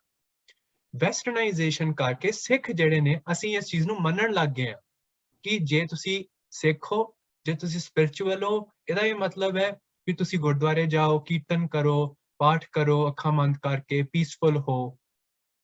I'm not saying that's a bad thing, that you should do that, but ਸਾਡੇ ਖਾਲਸਿਆਂ ਵਾਸਤੇ ਇਹ ਸਿਰਫ ਇੱਕ ਹਿੱਸਾ ਹੈ। ਔਰ ਵੈਸਟਰਨਾਈਜੇਸ਼ਨ ਕਰਕੇ ਜੋ ਕਿ ਵੈਸਟ ਦਾ ਸੋਸ਼ਲ ਕੰਸਟਰਕਟ ਹੈ ਵੀ ਰਿਲੀਜਨ ਹੁੰਦਾ ਕੀ ਹੈ, ਉਸ ਦੇ ਕਾਰਨ ਅਸੀਂ ਇਹ ਭੁੱਲ ਗਏ ਹਾਂ ਕਿ ਖਾਲਸੇ ਜਿਹੜੇ ਨੇ ਉਹ ਸੰਤ ਵੀ ਨੇ ਪਰ ਸਾਧ ਸੰਗਤ ਜੀ ਉਹ ਸਿਪਾਹੀ ਵੀ ਨੇ, ਉਹ ਸ਼ਸਤਰਧਾਰੀ ਵਾਰੀਅਰਸ ਯੋਧੇ ਵੀ ਨੇ। ਪਰ ਇਹ ਜਿਹੜੀ ਮੈਨੂੰ ਆਰਟ ਵਰਕ ਲੱਭਿਆ ਆਰਟ ਆਫ ਪੰਜਾਬ ਤੋਂ, ਇਸ ਦੀ ਵੀ ਮੇਰੇ ਕੋਲ ਰੈਫਰੈਂਸ ਹੈਗੀ ਹੈ, ਇਹ perfectly sums up. Guru Gobind Singh ji ਮਹਾਰਾਜ ਦੀ ਉਹਨਾਂ ਨੇ ਬਹੁਤ ਸੋਹਣੀ ਇੱਕ ਆਰਟ ਵਰਕ ਬਣਾਇਆ ਹੈ, and it sums up what a Khalsa is।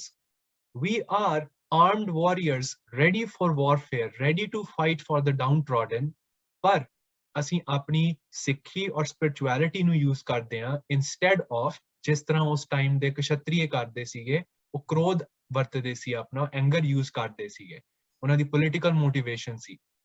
ਸਾਡੀ ਕੋਈ ਪੋਲੀਟੀਕਲ ਮੋਟੀਵੇਸ਼ਨ ਨਹੀਂ ਹੈ, ਨਾ ਹੀ ਕੋਈ ਅਸੀਂ ਹੰਕਾਰ ਤੋਂ ਲੜ ਰਹੇ ਹਾਂ, ਅਸੀਂ ਲੜ ਰਹੇ ਹਾਂ ਇਨਜਸਟਿਸ ਨੂੰ ਰੋਕਣ ਵਾਸਤੇ।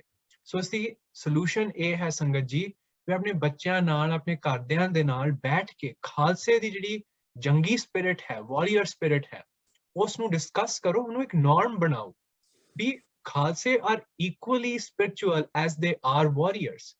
ਲੈਜੈਂਡਰੀ ਬੈਟਲਸ ਜਿਹੜੇ ਨੇ ਉਹਨਾਂ ਨੂੰ ਡਿਸਕਸ ਕਰੋ ਆਪਣੇ ਹਾਊਸ ਹੋਲਡ ਦੇ ਵਿੱਚ। ਗੁਰੂ ਹਰਗੋਬਿੰਦ ਸਾਹਿਬ ਜੀ ਦੇ 6 ਬੈਟਲ ਹੋਏ ਨੇ, 6 ਦੇ 6 ਜਿਹੜੇ ਉਹਨਾਂ ਨੇ ਉਹਨਾਂ ਵਿੱਚ ਵਿਕਟਰੀ ਅਚੀਵ ਕੀਤੀ ਹੈ। ਉਹਨਾਂ ਬੈਟਲਸ ਦੀ ਜੇ ਤੁਸੀਂ ਜਸਟ ਮੈਂ ਕਹਿੰਦਾ ਸਿੱਖੀ ਵਿਕੀ ਤੇ ਜਾ ਕੇ ਪੜ੍ਹ ਹੀ ਲਓ, that brings so much inspiration।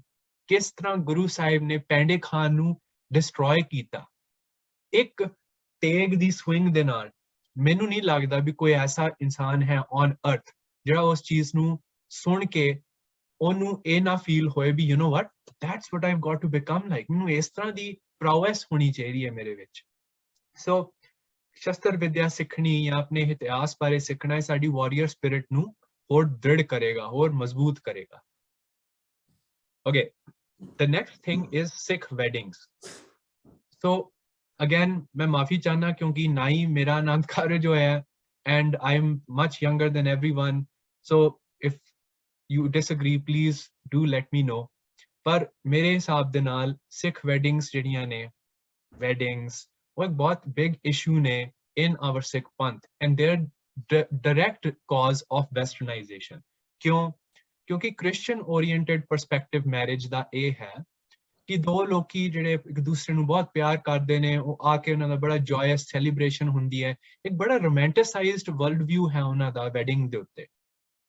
ਔਰ ਇਸ ਸੋਸ਼ਲ ਕੰਸਟਰਕਟ ਨੂੰ ਯੂਜ਼ ਕਰਕੇ ਵੈਸਟਰਨਾਈਜੇਸ਼ਨ ਨੇ ਸਿੱਖਾਂ ਨੂੰ ਇਹਨਾਂ ਇਨਫਲੂਐਂਸ ਕਰ ਲਿਆ ਵੀ ਅਸੀਂ ਆਪਣੇ ਆਨੰਦ ਕਾਰਜ ਨੂੰ ਵਿਆਹਾਂ ਵਾਂਗ ਬਣਾ ਲਿਆ।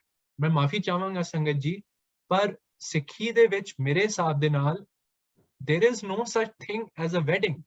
There is a Anand Karaj. Anand Karaj ਔਰ ਵੈਡਿੰਗ ਦੇ ਵਿੱਚ ਬਹੁਤ ਫਰਕ ਹੈ।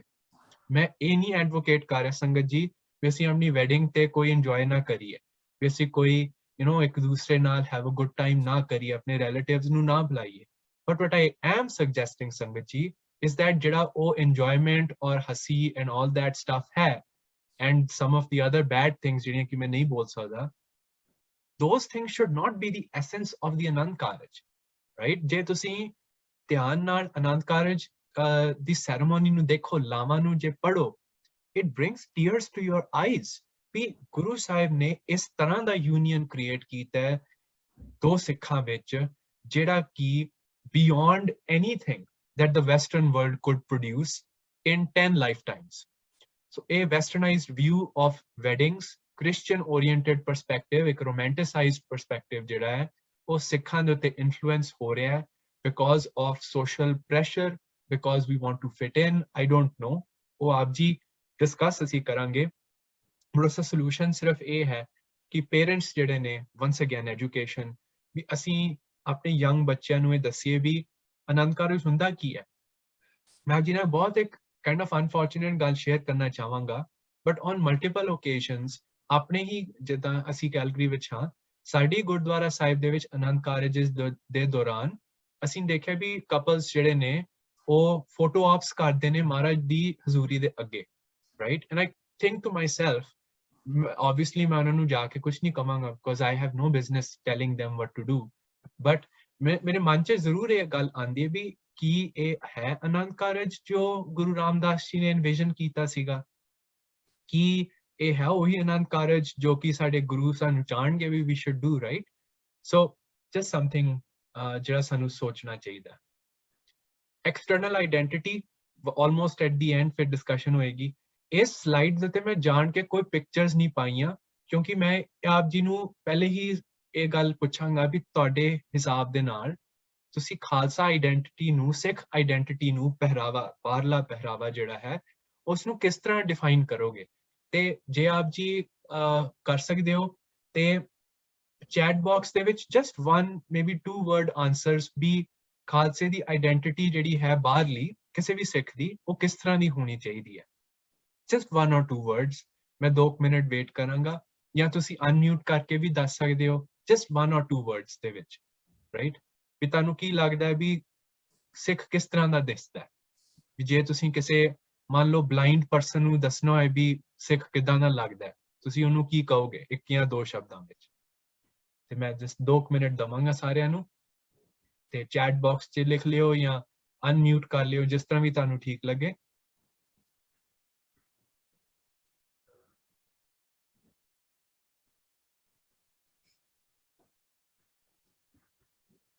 ठीक है। पहला आ गया बोल्ड, यूनिक, डिस्टिंक्ट। हो स्पेसिफिक भी हो सकते हो।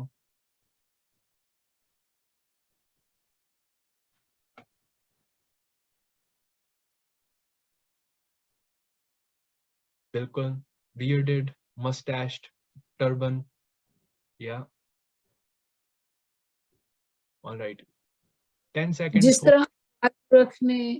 तरह अकाल पुरख ने सानू भेजिया ਅਸੀਂ ਆਪਣੇ ਉਹ ਵਾਲੇ ਸਰੂਪ ਨੂੰ ਰੱਖੀਏ ਔਰ ਅੱਗੋਂ ਜੋ ਫਿਰ ਖਾਲਸੇ ਦੀਆਂ ਗਾਈਡਲਾਈਨਸ ਦਸ਼ਮ ਪਾਤਸ਼ਾਹ ਨੇ ਦਿੱਤੀਆਂ ਨੇ ਉਹ ਨਾਲ ਵਿੱਚ ਐਡ ਹੋਣ ਤੇ ਇੱਕ ਪੂਰਨ ਗੁਰਸਿੱਖ ਦਾ ਰੂਪ ਬਣ ਸਕਦਾ ਹੈ। totally agree with that auntie ji। natural ਸਰੂਪ ਇਹ ਬੜੀ ਇਹ ਬਹੁਤ ਇੰਪੋਰਟੈਂਟ ਗੱਲ ਹੈ, ਬਿਲਕੁਲ ਠੀਕ। so I agree with all the points actually। और एक I'm really glad ਵੀ ਅਸੀਂ ਇਹ discussion ਕੀਤੀ, ਕਿਉਂਕਿ unfortunately ਸੰਗਤ ਜੀ ਜਿੱਥੇ ਤੱਕ ਸਾਡੀ external identity ਦਾ ਸਵਾਲ ਹੈ, westernization ਨੇ ਇੱਕ certain social construct ਬਣਾ ਲਿਆ।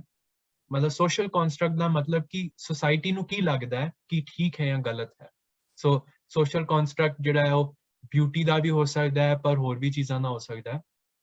ਔਰ ਇੱਕ ਬਿਊਟੀਫੁਲ ਜਾਂ ਪ੍ਰੋਫੈਸ਼ਨਲ ਲੁਕਿੰਗ ਪਰਸਨ ਦਾ ਸਟੈਂਡਰਡ ਵੈਸਟ ਦੇ ਵਿੱਚ ਇਹ ਹੈ ਕਿ ਜਿਹੜਾ ਕਲੀਨ ਸ਼ੇਵਡ ਹੋਏ, ਸੂਟਡ ਬੂਟਡ ਹੋਏ, ਵਾਲਾਂ ਨੂੰ ਪਿੱਛੇ ਜੈਲ ਕੀਤਾ ਹੋਏ, ਰਾਈਟ, ਇਹ ਹੈ ਇੱਕ ਸਟੈਂਡਰਡ ਵੈਸਟ ਦਾ। ਅਨਡਿਨਾਈਬਲ ਹੈ, it's just a fact, right. ਪਰ ਅਨਫੋਰਚੂਨੇਟ ਗੱਲ ਇਹ ਹੈ ਕਿ ਜਿਹੜੇ ਸਿੱਖ ਨੇ ਸਪੈਸ਼ਲੀ ਡਾਇਸਪੋਰਾ ਦੇ ਵਿੱਚ, ਸਾਨੂੰ ਫਿਟ ਇਨ ਕਰਨ ਵਾਸਤੇ ਅਸੀਂ ਆਪਣੀ ਐਕਸਟਰਨਲ ਆਈਡੈਂਟਿਟੀ ਨੂੰ ਥੋੜਾ ਮੋਡੀਫਾਈ ਕਰਦੇ ਰਹਿੰਦੇ ਆ, ਸੋ ਦੈਟ ਜਿਹੜੇ ਆਲੇ ਦੁਆਲੇ ਲੋਕੀ ਨੇ ਅਸੀਂ ਉਹਨਾਂ ਨਾਲ ਫਿਟ ਇਨ ਕਰ ਸਕੀਏ। ਜੇ ਸੋਚਿਆ ਜਾਏ ਤੇ ਜੋ ਸਾਡਾ ਨੈਚੁਰਲ ਫਾਰਮ ਹੈ, ਜਿਸ ਤਰ੍ਹਾਂ ਆਪ ਜੀ ਸਾਰਿਆਂ ਨੇ ਕਿਹਾ, bold, unique, bearded, natural, complete, ਇਹ ਕਿਤੇ ਲਾਅ ਦੇ ਵਿੱਚ ਤਾਂ ਨਹੀਂ ਲਿਖਿਆ ਵੀ you are not allowed to do it, but still ਸਾਨੂੰ ਇਹ ਲੱਗਦਾ ਵੀ ਸਾਨੂੰ ਆਪਣੀ ਅਪੀਅਰੈਂਸ ਨੂੰ ਚੇਂਜ ਕਰਨ ਦੀ ਜ਼ਰੂਰਤ ਹੈ, so that we look more professional ਔਰ ਮੋਰ ਬਿਊਟੀਫੁਲ, ਜਾਂ ਅਸੀਂ ਸਾਰਿਆਂ ਵਾਂਗ ਲੱਗੀਏ। ਔਰ ਇਸ ਦੀ ਪ੍ਰੋਬਲਮ ਹੈ, ਸਾਨੂੰ ਪਤਾ ਹੈ ਵੀ ਇਸ ਕਾਨੂੰਨ ਨਹੀਂ ਕੋਈ ਵੀ ਤੁਸੀਂ ਲੰਬੀ ਦਾੜੀ ਨਹੀਂ ਰੱਖ ਸਕਦੇ ਔਰ ਤੁਸੀਂ ਪੱਗ ਨਹੀਂ ਬਾਏ, ਤੇ ਇਟਸ ਆਬਵੀਅਸਲੀ ਲੀਗਲ, ਬਟ ਅਸੀਂ ਉਹਨੂੰ ਕਰਦੇ ਹਾਂ ਫਿਰ ਵੀ। ਵਾਈ? ਸੋਸ਼ਲ ਕੰਸਟਰਕਟ, ਉਹਦਾ ਇੱਕ ਸਿੰਪਲ ਲੌਜਿਕ ਹੈ, ਔਰ ਇਹ ਵੈਸਟ ਦੀ ਆਈਡੀਓਲੋਜੀ ਕਰਕੇ ਹੀ ਹੈ। ਇਨਸਟੈਡ ਸੰਗਤ ਜੀ, ਮੇਰਾ ਸੁਝਾਅ ਹੈ ਕਿ ਸਾਨੂੰ ਖਾਲਸੇ ਨੂੰ ਸਪੈਸ਼ਲੀ ਗੁਰੂ ਗੋਬਿੰਦ ਸਿੰਘ ਜੀ ਦੀ ਜਿਹੜੀ ਇਮੇਜ ਹੈ ਨਾ, ਉਸ ਦੇ ਵਿੱਚ ਸਾਨੂੰ ਬਣਨਾ ਚਾਹੀਦਾ ਹੈ।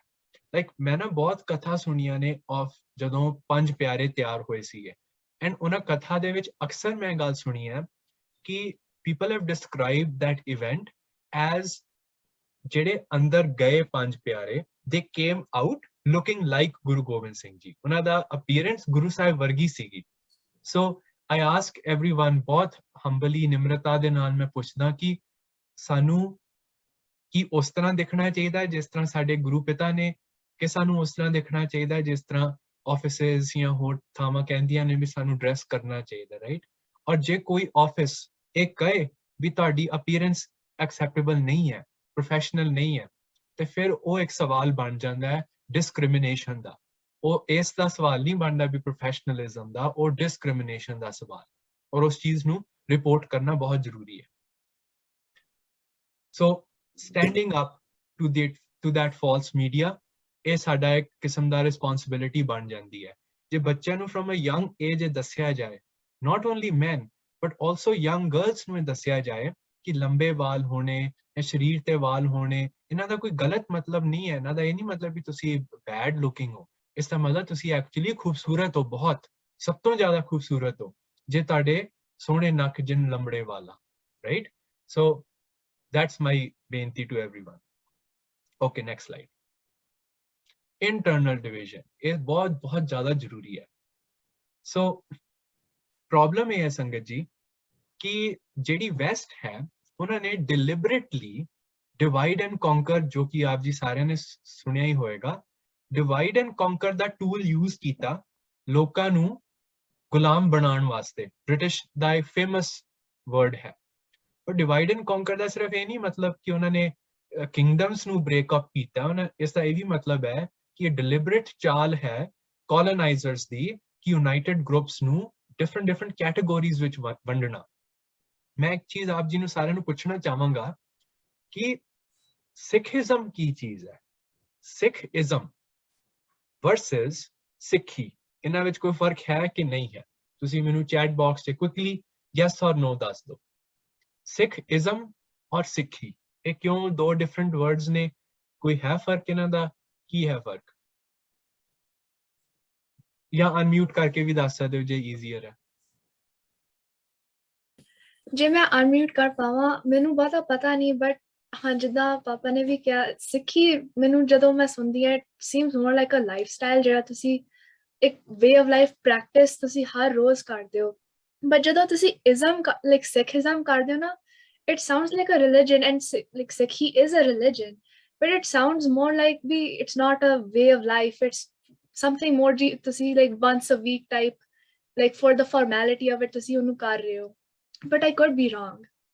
ਨਹੀਂ ਸਬੀਨਾ ਕੌਰ ਬਿਲਕੁਲ ਠੀਕ ਗੱਲ ਬ੍ਰਿਟਿਸ਼ ਜਿਹੜੇ ਸੀਗੇ ਪਾਪਾ ਨੇ ਵੀ ਗੱਲ ਚੈਟ 'ਚ ਲਿਖੀ ਹੈ ਬ੍ਰਿਟਿਸ਼ ਆਰ ਪੀਪਲ ਇਹਨੂੰ ਐਪਿਸਟਮੋਲੋਜੀ ਕਹਿੰਦੇ ਨੇ that's the term I was looking for epistemology ਹੁੰਦੀ ਹੈ the way you frame the world ਜਿਹੜੇ ਗੋਰੇ ਨੇ ਨਾ ਉਹਨਾਂ ਦੀ ਐਪਿਸਟਮੋਲੋਜੀ ਇਹ ਹੈ ਕਿ ਸਾਰੀਆਂ ਚੀਜ਼ਾਂ ਨੂੰ ਨਾ ਡਿਵਾਈਡ ਕਰਕੇ ਰੱਖ ਦਿਓ ਕੈਟਾਗੋਰੀਜ਼ ਬਣਾ ਦਿਓ ਸਾਡੀ ਜਿਹੜੀ ਅੰਗਰੇਜ਼ੀ ਜ਼ੁਬਾਨ ਹੈ ਉਹ ਨਾਉਨ ਦੇ ਤੋਂ ਸ਼ੁਰੂ ਹੁੰਦੀ ਹੈ ਆਪਾਂ ਜਦੋਂ ਅੰਗਰੇਜ਼ੀ ਪੜ੍ਹਦੇ ਹਾਂ ਤੇ ਇਹ ਨਹੀਂ ਕਹਿੰਦੇ ਸਬਜੈਕਟ ਫਿਰ ਆਂਦਾ ਅੱਗੇ ਜਿਹੜਾ predicate and verb and all that but ਸ਼ੁਰੂ ਸੈਂਟੈਂਸ ਕਿੱਥੋਂ ਹੁੰਦਾ ਸਬਜੈਕਟ ਤੋਂ ਵਿਚ ਇਜ਼ ਅ ਨਾਉਨ ਜਿਹੜੇ ਗੋਰੇ ਨੇ ਉਹਨਾਂ ਦਾ ਵੈਸਟਰਨ ਫਿਲਾਸਫੀ ਦਾ ਇਹ ਮੰਨਣਾ ਹੈ ਕਿ ਵਰਲਡ ਨੂੰ ਨਾਉਨਸ ਦੇ ਨਾਲ ਡਿਸਕ੍ਰਾਈਬ ਕੀਤਾ ਜਾਏ ਪਰ ਜਿੰਨੇ ਵੀ ਪੁਰਾਤਨ ਟ੍ਰੈਡੀਸ਼ਨਸ ਨੇ ਭਾਵੇਂ ਉਹ ਐਬਰੀਜਨਲ ਲੋਕੀ ਨੇ ਜਾਂ ਹੋਰ ਕੋਈ ਵੀ ਕਲਚਰਸ ਨੇ ਉਹ ਨਾਉਨਸ ਤੋਂ ਨਹੀਂ ਜਾਂਦੇ ਉਹ ਪ੍ਰੋਸੈਸਸ ਤੋਂ ਜਾਂਦੇ ਨੇ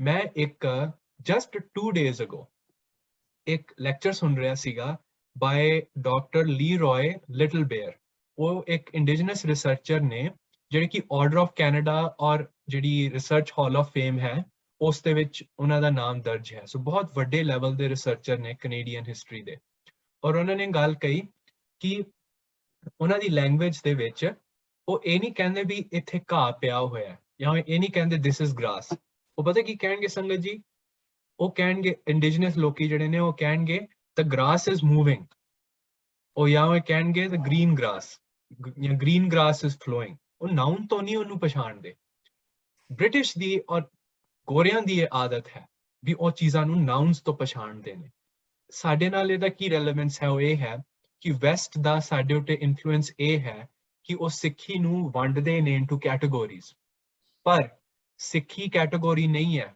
ਸਿੱਖੀ ਇਜ਼ਮ ਵੀ ਨਹੀਂ ਹੈ ਸੰਗਤ ਜੀ ਉਹ ਇੱਕ ਸਪੈਕਟਰਮ ਹੈ ਇੱਕ ਜਰਨੀ ਹੈ ਸਿੱਖੀ ਹੈ ਫਿਲਾਸਫੀ ਹੈ ਵੇ ਆਫ ਲਾਈਫ ਹੈ ਇੱਕ ਐਕਸ਼ਨ ਹੈ ਕੋਈ ਡਿਸਟਿੰਕਟ ਨਾਉਨ ਨਹੀਂ ਹੈ ਸੋ ਇਹਦਾ ਇੱਕ ਐਗਜ਼ਾਮਪਲ ਇਹ ਹੈ ਜਿੱਦਾਂ ਕਿ ਆਪ ਜੀ ਸਕਰੀਨ ਤੇ ਵੀ ਦੇਖ ਸਕਦੇ ਹੋ ਕਿ ਸਿੱਖ ਧਰਮ ਵੀ ਨਹੀਂ ਕਵਾਂਗਾ ਸਿੱਖੀ ਦੇ ਵਿੱਚ ਕਿੰਨੀਆਂ ਵੇਜ਼ ਆਫ ਥਿੰਕਿੰਗ ਨੇ ਵੇਜ਼ ਆਫ ਪ੍ਰੈਕਟਿਸ ਨੇ ਤੁਸੀਂ ਇੱਕ ਪਾਸੇ ਦੇਖ ਲਓ ਟਕਸਾਲੀ ਨੇ ਜਿਹੜੇ ਕਿ ਦਮਦਮੀ ਟਕਸਾਲ ਦੇ ਸਟੂਡੈਂਟਸ ਨੇ ਔਰ ਉਹ ਗੁਰਬਾਣੀ ਦੀ ਔਰ ਗੁਰਬਾਣੀ ਦੇ ਅਰਥਾਂ ਦੇ ਉਹ ਮਾਸਟਰਸ ਨੇ ਜੇ ਤੁਹਾਨੂੰ ਕਿਸੇ ਚੀਜ਼ ਦੇ ਵਿੱਚ ਕਨਫਿਊਜ਼ਨ ਹੈ ਗੁਰਬਾਣੀ ਦੀ ਤੁਸੀਂ ਕਿਸੇ ਟਕਸਾਲੀ ਨੂੰ ਪੁੱਛੋਗੇ ਉਹ ਤੁਹਾਨੂੰ ਉਸ ਦਾ ਬਹੁਤ ਸੋਹਣਾ ਜਵਾਬ ਦੇਣਗੇ ਇੱਕ ਪਾਸੇ ਸਾਡੇ ਹੈਗੇ ਨੇ ਨਿਹੰਗ ਸਿੰਘ ਜਿਹੜੇ ਕਿ ਪੁਰਾਤਨ ਮਰਿਆਦਾ ਦੇ ਹਿਸਾਬ ਦੇ ਨਾਲ ਰਹਿੰਦੇ ਨੇ ਹਮੇਸ਼ਾ ਤਿਆਰ ਬਰ ਤਿਆਰ ਰਹਿੰਦੇ ਨੇ ਯੁੱਧ ਵਾਸਤੇ ਫਾਈਟ ਵਾਸਤੇ ਔਰ ਇਹ ਸਾਨੂੰ ਇਹ ਸਿਖਾਉਂਦੇ ਨੇ ਕਿ ਖਾਲਸੇ ਨੂੰ ਕਿਸ ਤਰ੍ਹਾਂ ਪ੍ਰੀਪੇਅਰਡ ਰਹਿਣਾ ਚਾਹੀਦਾ ਹੈ ਸ਼ਸਤਰਧਾਰੀ ਨੇ ਐਟ ਆਲ ਟਾਈਮਸ ਫਿਰ ਆ ਜਾਂਦੇ ਨੇ ਅਖੰਡ ਕੀਰਤਨੀ ਜਥੇ ਜਾਂ ਜਿਹੜੇ ਨਾਮਧਾਰੀ ਨੇ ਨਾਮਧਾਰੀ ਸਿੱਖ ਜਿਹੜੇ ਨੇ ਉਹ ਕੀਰਤਨ ਦੇ ਮਾਸਟਰਸ ਨੇ ਗੁਰਮਤ ਸੰਗੀਤ ਔਰ ਰਾਗਾਂ ਦੇ ਉਹ ਮਾਸਟਰ ਨੇ ਜੇ ਤੁਸੀਂ ਸੰਗੀਤ ਸਿੱਖਣਾ ਚਾਹੋ ਤੇ ਕਿਸੇ ਨਾਮਧਾਰੀ ਸਿੱਖ ਤੋਂ ਹੀ ਸਿੱਖੋ ਔਰ ਜਿਹੜੇ ਅਖੰਡ ਕੀਰਤਨੀ ਜਥੇ ਵਾਲੇ ਨੇ ਆਈ ਐਮ ਜਸਟ ਨੇਮਿੰਗ ਫਿਊ ਜਥੇਬੰਦੀਆਂ ਉਹਨਾਂ ਨੂੰ ਸਿਮਰਨ ਔਰ ਮੈਡੀਟੇਸ਼ਨ ਦੇ ਉਹ ਮਾਸਟਰਸ ਨੇ ਸੋ ਸਾਡਾ ਸੋਲੂਸ਼ਨ ਇਹ ਨਹੀਂ ਹੈ ਕਿ ਅਸੀਂ ਉਹਨਾਂ ਨੂੰ ਜੱਜ ਕਰੀਏ ਫਲਾਣੇ ਕੱਟੜ ਨੇ ਫਲਾਣੇ ਇਦਾਂ ਕਰਦੇ ਨੇ ਫਲਾਣੇ ਅਜੀਬ ਜੀ ਪੱਗ ਬੰਨ੍ਹਦੇ ਨੇ ਫਲਾਣੇ ਜਿਹੜੇ ਨੇ ਉਹ ਹਮੇਸ਼ਾ ਹੀ ਸਵਾਰਡ ਫੜ ਕੇ ਰੈਡੀ ਰਹਿੰਦੇ ਨੇ ਫਲਾਣੇ ਜਿਹੜੇ ਨੇ ਉਹ ਉੱਚੀ ਉੱਚੀ ਸਿਮਰਨ ਕਰਦੇ ਨੇ ਅਸੀਂ ਇੰਨੇ ਡਿੱਗ ਗਏ ਆ ਸੰਗਤ ਜੀ ਵੀ ਅਸੀਂ ਉਹ ਸਿੱਖਾਂ ਨੂੰ ਜਿਨ੍ਹਾਂ ਵਿੱਚ ਇੰਨਾ ਪ੍ਰੇਮ ਇੰਨੀ ਸ਼ਰਧਾ ਹੈ ਉਹਨਾਂ ਨੂੰ ਕ੍ਰਿਟਿਸਾਈਜ਼ ਕਰੀਏ ਲੈਟਸ ਸਟਾਪ ਕ੍ਰਿਟਿਸਾਈਜ਼ਿੰਗ ਪ੍ਰੈਜੁਡਿਸ ਨਾ ਅਸੀਂ ਰੱਖੀਏ ਔਰ ਅਸੀਂ ਆਪਣੇ ਇਨਫੈਕਟ ਫੈਲੋ ਜਥੇਬੰਦੀਆਂ ਨੇ ਜਾਂ ਹੋਰ ਕੋਈ ਵੀ ਗਰੁੱਪਸ ਨੇ ਇਹ ਵੀ ਕਨਸੈਪਟ ਕੋਈ ਜਥੇਬੰਦੀ ਦਾ ਕੀ ਤੁਹਾਨੂੰ ਲੱਗਦਾ ਸਿੱਖਾਂ ਨੇ ਦਿੱਤਾ ਨਹੀਂ ਇਹ ਇੱਕ ਸਪੈਕਟਰਮ ਹੈ ਔਰ ਅਸੀਂ ਉਸ ਸਪੈਕਟਰਮ ਨੂੰ ਰਿਸਪੈਕਟ ਕਰੀਏ ਔਰ ਆਪਣੀ ਖੁਦ ਦੀ ਜਰਨੀ ਦੇ ਉੱਤੇ ਫੋਕਸ ਕਰੀਏ ਜ਼ਰੂਰੀ ਨਹੀਂ ਹੈ ਕਿ ਤੁਸੀਂ ਇਹਨਾਂ ਕਿਸੇ ਇੱਕ ਬਾਕਸ 'ਚ ਫਿੱਟ ਹੋਣਾ ਹੈ ਠੀਕ ਹੈ ਜ਼ਰੂਰੀ ਨਹੀਂ ਹੈ ਵੀ ਤੁਸੀਂ ਟਕਸਾਲੀ ਹੋ ਤੇ ਮਤਲਬ ਤੁਸੀਂ ਇੱਕ ਟਕਸਾਲੀ ਗਰੁੱਪ ਹੈ ਤੁਹਾਡਾ ਮੇਨ ਨੋ ਜ਼ਰੂਰੀ ਨਹੀਂ ਵੀ ਤੁਸੀਂ ਜੇ ਅਖੰਡ ਕੀਰਤਨੀ ਜਥੇ ਦੇ ਹੋ ਤੇ ਇਹਦਾ ਮਤਲਬ ਵੀ ਤੁਸੀਂ ਟਕਸਾਲੀਆਂ ਦੇ ਇਵੈਂਟ ਤੇ ਹੀ ਨਹੀਂ ਜਾ ਸਕਦੇ ਇਹ ਕਿੰਨੀ ਡਿਸਟਰਕਟਿਵ ਗੱਲ ਹੈ ਸਿੱਖਾਂ ਨੂੰ ਹਰ ਇੱਕ ਗਰੁੱਪ ਤੋਂ ਕੁਛ ਨਾ ਕੁਛ ਲੈ ਕੇ ਇੱਕ ਕਿਸਮ ਦਾ ਹੋਲਿਸਟਿਕ ਸਿੱਖ ਬਣਨਾ ਚਾਹੀਦਾ ਹੈ ਰਾਈਟ ਤੇ ਉਸ ਤੋਂ ਇੱਕ ਹੋਰ ਗੱਲ ਇਹ ਆਂਦੀ ਹੈ ਕਿ ਇਹ ਤਾਂ ਹੋ ਗਏ ਗਰੁੱਪਸ ਜਿਹੜੇ ਕਿ ਸਮਵਟ ਡਿਸਪਲਿਨ ਦੇ ਵਿੱਚ ਰਹਿੰਦੇ ਨੇ ਉਹ ਸਿੱਖਾਂ ਦਾ ਕੀ ਜਿਹੜੇ ਕਿ ਅਜੇ ਸਹਿਜਧਾਰੀ ਨੇ ਜਾਂ ਕੇਸਾਧਾਰੀ ਨੇ ਵਿਚ ਬਾਈ ਦਾ ਵੇ ਸੰਗਤ ਜੀ ਇਹ ਵੀ ਡਿਵੀਜ਼ਨ ਹੈ ਕਿਸਮ ਦੀ ਇਹ ਕਦੋਂ ਸੋਚੋ ਇੱਕ ਸੈਕਿੰਡ ਵਾਸਤੇ ਕਿ ਗੁਰੂ ਸਾਹਿਬ ਦੇ ਰਹਿਤਨਾਮਿਆਂ ਵਿੱਚ ਕਿੱਥੇ ਲਿਖਿਆ ਵੀ ਇਹ ਸਹਿਜਧਾਰੀ ਹੁੰਦਾ ਹੈ ਇਹ ਕੇਸਾਧਾਰੀ ਹੁੰਦਾ ਹੈ ਕਮਰਧਾਰੀ ਹੁੰਦਾ ਹੈ ਇਹ ਕਿੱਥੋਂ ਡਿਵੀਜ਼ਨ ਆ ਰਹੀ ਹੈ where is it coming from western influence ਔਰ ਮੈਨੂੰ ਨਹੀਂ ਲੱਗਦਾ ਕਿ ਗੁਰੂ ਸਾਹਿਬ ਜਿਹੜੇ ਨੇ ਉਹ ਸਿੱਖਾਂ ਨੂੰ ਇਹਨਾਂ ਬਾਕਸਸ 'ਚ ਪਾਣਗੇ ਵੀ ਤੂੰ ਤੇਰੇ ਵਾਲ ਕੱਟੇ ਨੇ ਤੂੰ ਇਸ ਬਾਕਸ 'ਚ ਤੂੰ ਅੰਮ੍ਰਿਤ ਛਕਿਆ ਤੂੰ ਇਸ ਬਾਕਸ 'ਚ ਓਕੇ ਤੂੰ ਅੰਮ੍ਰਿਤ ਛਕਿਆ ਪਰ ਤੂੰ ਨੈਕਸਟ ਲੈਵਲ ਹੈ ਤੂੰ ਇਸ ਬਾਕਸ 'ਚ ਹੈ ਕਿ ਵਟ ਸੰਗਤ ਜੀ ਕੀ ਹੈ ਕੀ ਕਰ ਰਹੇ ਆ but anyways without going to further on my point here is ਕਿ ਅਸੀਂ ਜੇ ਲੋਕਾਂ ਨੂੰ ਡਿਸਕ੍ਰਿਮੀਨੇਟ ਕਰਨ ਲੱਗੀਏ ਨਾ ਤੇ ਅਸੀਂ ਉਹਨਾਂ ਨੂੰ ਏਲੀਏਨੇਟ ਕਰਦੇ ਹਾਂ ਜੇ ਕੋਈ ਐਸਾ ਸਿੱਖ ਆਂਦਾ ਜਿਹਨੇ ਆਪਣੇ ਵਾਲ ਕੱਟੇ ਹੋਏ ਨੇ ਪਰ ਉਹ ਸਿੱਖਣਾ ਚਾਹੁੰਦਾ ਹੈ ਉਹਨੂੰ ਜੇ ਅਸੀਂ ਡਿਸਕ੍ਰਿਮੀਨੇਟ ਕਰੀਏ ਉਹ ਸਿੱਖ ਨੂੰ ਕਹੀਏ you are not good enough ਵੀ ਤੂੰ ਲੰਗਰ 'ਚ ਜਾ ਕੇ ਸੇਵਾ ਕਰ ਸਕੇ ਜਾਂ you are not good enough ਵੀ ਤੂੰ ਕੀਰਤਨ ਦੀ ਸੇਵਾ ਕਰ ਸਕੇ ਤੇ ਉਹ ਸਿੱਖ ਕਹੇਗਾ ਵਾਈ ਬੋਦਰ ਮੈਂ ਸਿੱਖੀ 'ਚ ਕਿਉਂ ਆਵਾਂ why should I even read Gurbani ਜੇ ਮੇਰੇ ਖੁਦ ਦੇ ਭੈਣ ਭਰਾ ਜਿਹੜੇ ਨੇ ਉਹ ਮੈਨੂੰ ਏਦਾਂ ਟ੍ਰੀਟ ਕਰ ਰਹੇ ਨੇ ਜਿੱਦਾਂ ਕਿ ਮੈਂ ਬਾਹਰਲਾ ਹੋਵਾਂ why should that person come into Sikhi ਦੇ ਵਿਲ ਨਾਟ ਸੋ ਇੱਕ ਬੇਨਤੀ ਹੈ ਸੰਗਤ ਜੀ okay almost at the and ਇਹ ਲਾਸਟ ਵਾਲੀ ਹੈ ਸਲਾਈਡ ਸੋ ਅਸੀਂ ਕਾਫੀ ਚੀਜ਼ਾਂ ਗੱਲ ਕਰ ਲਈਆਂ ਨੇ ਪਰ ਅਸੀਂ ਖੁਦ ਹੀ ਕਈ ਲੋਕਾਂ ਨੂੰ ਗਲਤ ਐਕਸਪਲੇਨ ਕਰਦੇ ਹਾਂ ਸਿੱਖੀ ਕਿਉਂਕਿ ਵੈਸਟਰਨ ਆਈਡੀਓਲੋਜੀ ਨੇ ਸਾਡੇ ਉੱਤੇ ਇਨਫਲੂਐਂਸ ਲੈ ਲਿਆ ਅਸੀਂ ਲੋਕਾਂ ਨੂੰ ਕਹਿੰਦੇ ਹਾਂ ਅਸੀਂ ਸਿੱਖ ਟੈਂਪਲ ਜਾਂਦੇ ਹਾਂ ਸਿੱਖ ਟੈਂਪਲ ਕੀ ਚੀਜ਼ ਹੈ ਸੰਗਤ ਜੀ ਇਹ ਤਾਂ ਮੈਂ ਕਦੀ ਵੀ ਨਹੀਂ ਸੁਣੀ ਚੀਜ਼ ਸਿੱਖ temple that is not a thing ਅਸੀਂ ਗੁਰਦੁਆਰੇ ਜਾਂਦੇ ਹਾਂ ਸੰਗਤ ਜੀ ਦਸਤਾਰ ਅਸੀਂ ਸਜਾਉਂਦੇ ਹਾਂ ਸਿਰ ਤੇ not a turban why ਅਸੀਂ ਕਿਉਂ ਗੋਰਿਆਂ ਦੀ ਡੈਫੀਨੇਸ਼ਨ ਨੂੰ ਆਪਣੀ ਸਿੱਖੀ ਵਾਸਤੇ ਯੂਜ਼ ਕਰ ਰਹੇ ਹਾਂ ਇਹ ਤਾਂ ਇਦਾਂ ਹੋਇਆ ਨਾ ਵੀ ਤੁਸੀਂ ਇੱਕ ਸੂਰਜ ਹੈ ਸਨ ਹੈ ਰਾਈਟ ਅਸੀਂ ਸਨ ਨੂੰ ਡਿਫਾਈਨ ਕਰਨ ਵਾਸਤੇ ਕਹੀਏ ਯੈਲੋ ਬਾਲ ਇਹ ਤਾਂ ਹੁਣ ਨਹੀਂ ਨਾ ਠੀਕ ਗੱਲ ਹੋਈ ਸਨ ਇਜ਼ ਯੈਲੋ ਬਾਲ ਨਹੀਂ ਸਨ ਇਜ਼ ਸੋ ਮਚ ਮੋਰ ਹੈ ਨਾ ਸੌਰੀ ਮੈਨੂੰ ਕਿਸੇ ਦੀ ਆਵਾਜ਼ ਆਈ ਓ ਨੈਵਰ ਮਾਈਂਡ ਓਕੇ ਫਿਰ ਅਸੀਂ ਇੱਕ ਹੋਰ ਚੀਜ਼ ਕਹਿੰਦੇ ਆ ਅੰਮ੍ਰਿਤ ਸੰਚਾਰ ਨੂੰ ਅਸੀਂ ਕਹਿੰਦੇ ਆ ਬੈਪਟਿਜ਼ਮ ਸੰਗਤ ਜੀ ਕਿੱਥੋਂ ਦਾ ਬੈਪਟਿਜ਼ਮ ਹੋਇਆ ਸਿੱਖ ਜਿਹੜੇ ਨੇ ਅਸੀਂ ਅੰਮ੍ਰਿਤ ਸੰਚਾਰ ਕਰਦੇ ਹਾਂ ਵੀ ਡੂ ਨਾਟ ਬਿਕਮ ਬੈਪਟਾਈਜ਼ਡ ਉਹ ਤਾਂ ਕ੍ਰਿਸਚੀਅਨਸ ਕਰਦੇ ਨੇ ਅਸੀਂ ਉਹਨੂੰ ਮਾੜਾ ਨਹੀਂ ਕਹਿੰਦੇ ਪਰ ਅਸੀਂ ਇਹ ਵੀ ਨਹੀਂ ਕਹਿੰਦੇ ਵੀ ਉਹ ਜੋ ਕਰ ਰਹੇ ਨੇ ਉਹ ਅਸੀਂ ਵੀ ਕਰ ਰਹੇ ਹਾਂ ਲੈਟਸ ਨਾਟ ਡਿਫਾਈਨ ਸਿੱਖੀ ਵਿਚ is so big with these small terms ਦੂਜੀ ਗੱਲ ਅਕਾਲ ਪੁਰਖ ਵਾਹਿਗੁਰੂ ਨੂੰ ਅਸੀਂ ਗੋਡ ਨਹੀਂ ਕਹਿਣਾ ਕਿਉਂਕਿ ਗੋਡ ਦਾ ਮਤਲਬ ਵੀ ਕੁਝ ਹੋਰ ਬਹੁਤ ਫਰਕ ਹੈ ਤੁਸੀਂ ਜੇ ਕ੍ਰਿਸਚੀਅਨਸ ਨੂੰ ਕਹੋ ਅਸੀਂ ਇਹ ਨਹੀਂ ਕਹਿੰਦੇ ਵੀ ਉਹਨਾਂ ਦਾ ਗੋਡ ਡਿਫਰੈਂਟ ਹੈ ਸਾਡਾ ਡਿਫਰੈਂਟ ਹੈ ਸਾਨੂੰ ਪਤਾ ਹੈ ਇੱਕ ਹੀ ਅਕਾਲ ਪੁਰਖ ਹੈ ਪਰ ਜੇ ਤੁਸੀਂ ਕ੍ਰਿਸਚੀਅਨਸ ਨੂੰ ਜਾ ਕੇ ਪੁੱਛੋ ਵੀ ਗੋਡ ਦਾ ਕੀ ਮਤਲਬ ਹੈ ਉਹ ਤੁਹਾਨੂੰ ਜਵਾਬ ਇਹ ਦੇਣਗੇ ਕਿ God is the father of Jesus Christ ਔਰ ਉਹ ਗੋਡ ਜਿਹੜਾ ਉਹਦੀ ਚਿੱਟੀ ਦਾੜੀ ਹੈ ਉੱਤੇ ਕਿਤੇ ਕਲਾਊਡਸ 'ਚ ਬੈਠਾ ਹੈ ਹੁਣ ਇਹ ਸੰਗਤ ਜੀ ਸਾਡਾ ਇਹ ਮੰਨਣਾ ਨਹੀਂ ਰਾਈਟ ਸੋ ਇਸ ਤਰ੍ਹਾਂ ਦੀ ਬਹੁਤ ਹੋਰ ਐਗਜ਼ਾਮਪਲਸ ਵੀ ਨੇ ਓਕੇ ਲਾਸਟ ਗੱਲ ਇਹ ਹੈ ਕਿ ਫॉर ਸਮ ਰੀਜ਼ਨ ਵੈਸਟਰਨਾਈਜੇਸ਼ਨ ਨੇ ਸਿੱਖੀ ਨੂੰ ਇਹ ਅਹਿਸਾਸ ਦਿਲਾਣਾ ਸ਼ੁਰੂ ਕਰਤਾ ਹੈ ਕਿ gender discrimination or patriarchy is a part of our culture ਇਹ ਗਲਤ ਗੱਲ ਹੈ ਸੰਗਤ ਜੀ ਇਹ ਵੈਸਟ ਦਾ ਆਈਡੀਓਲੋਜੀ ਹੈ ਕਿ ਵਿਮਨ ਨੂੰ ਉੱਤੇ ਨਹੀਂ ਆਉਣ ਦੇਣਾ ਉਹਨਾਂ ਦੇ ਅਗੇਂਸਟ ਡਿਸਕ੍ਰਿਮੀਨੇਸ਼ਨ ਕਰਨੀ ਇਹ ਵੈਸਟ ਸੋਚਦਾ ਹੈ ਸਿੱਖੀ ਨਹੀਂ ਇਹ ਗੱਲ ਸੋਚਦੀ ਸੋ ਮੈਂ ਆਪ ਜੀ ਨੂੰ ਇੱਕ ਬੇਨਤੀ ਕਰਾਂਗਾ ਸੋਲੂਸ਼ਨ ਇਹ ਕੀ ਹੈ ਇਸ ਵੈਸਟਰਨਾਈਜੇਸ਼ਨ ਦਾ ਉਹ ਇਹ ਹੈ ਕਿ ਅਸੀਂ ਬੀਬੀਆਂ ਨੂੰ ਹਰਮੰਦਰ ਸਾਹਿਬ ਕੀਰਤਨ ਕਰਨ ਦਈਏ ਸਭ ਤੋਂ ਪਹਿਲੀ ਗੱਲ ਇਟਸ ਅ ਨੋ ਬ੍ਰੇਨਰ ਕਿਉਂ why haven't I seen a single bibi do kirtan at Harmandar Sahib ਜਿਸ ਗੁਰਦੁਆਰੇ ਅਸੀਂ ਜਾਂਦੇ ਹਾਂ in fact now that I think of it ਜਿੱਥੇ ਵੀ ਮੈਂ ਕਦੀ ਵੀ ਕੀਰਤਨ ਸਿਖਾਇਆ ਜਾਂ ਖੁਦ ਸਿੱਖਿਆ ਉਸ ਦੇ ਵਿੱਚ ਲੀਡ ਹਮੇਸ਼ਾ ਕੋਈ ਬੀਬੀ ਕਰਦੀ ਹੁੰਦੀ ਸੀਗੀ ਮੈਨੂੰ ਇਸ ਗੱਲ ਦਾ ਬਿਲਕੁਲ ਤੁਕ ਨਹੀਂ ਸਮਝ ਆਉਂਦਾ ਔਰ ਮਾਫੀ ਚਾਹਨਾ ਸੰਗਤ ਜੀ, ਪਰ ਜਿਹੜੇ ਲੋਕੀ ਇਸ ਚੀਜ਼ ਨੂੰ ਇਨਫੋਰਸ ਕਰਦੇ ਨੇ ਨਾ, I have very little respect for them. ਦੂਸਰੀ ਗੱਲ, ਸਾਨੂੰ ਲੇਡੀਜ਼ ਨੂੰ ਇਨਕਰੇਜ ਕਰਨਾ ਚਾਹੀਦਾ ਹੈ ਵੀ ਉਹ ਸਿੱਖੀ ਦਾ ਪ੍ਰਚਾਰ ਕਰਨ। Why is it that SGPC, chalo, that's a whole different topic, don't even get me started on that, but why is it that ਗੁਰਦੁਆਰਿਆਂ ਦੀ ਕਮੇਟੀਆਂ, ਜਿਹੜੇ ਹੋਰ ਸਿੱਖ ਲੀਡਰਸ਼ਿਪ ਆਰਗੇਨਾਈਜੇਸ਼ਨਸ ਨੇ, ਉਹਨਾਂ ਦੇ ਸਾਰੇ ਫੇਸਿਸ ਬੰਦਿਆਂ ਦੇ ਹੁੰਦੇ ਨੇ, ਜਾਂ ਜਿੱਥੇ ਕੋਈ ਇੱਕ ਨਾ ਇੱਕ ਕੋਈ ਬੀਬੀ ਹੈਗੀ ਹੈ, she always gets overshadowed by the other men? I don't understand that at all. Guru Sahib ਨੇ ਮੰਜੀਆਂ ਬਣਾਈਆਂ, ਉਹਨਾਂ ਮੰਜੀਆਂ ਵਿੱਚੋਂ ਬੀਬੀਆਂ ਵੀ ਸੀਗੇ ਜਿਨ੍ਹਾਂ ਨੇ ਪ੍ਰਚਾਰ ਕੀਤਾ।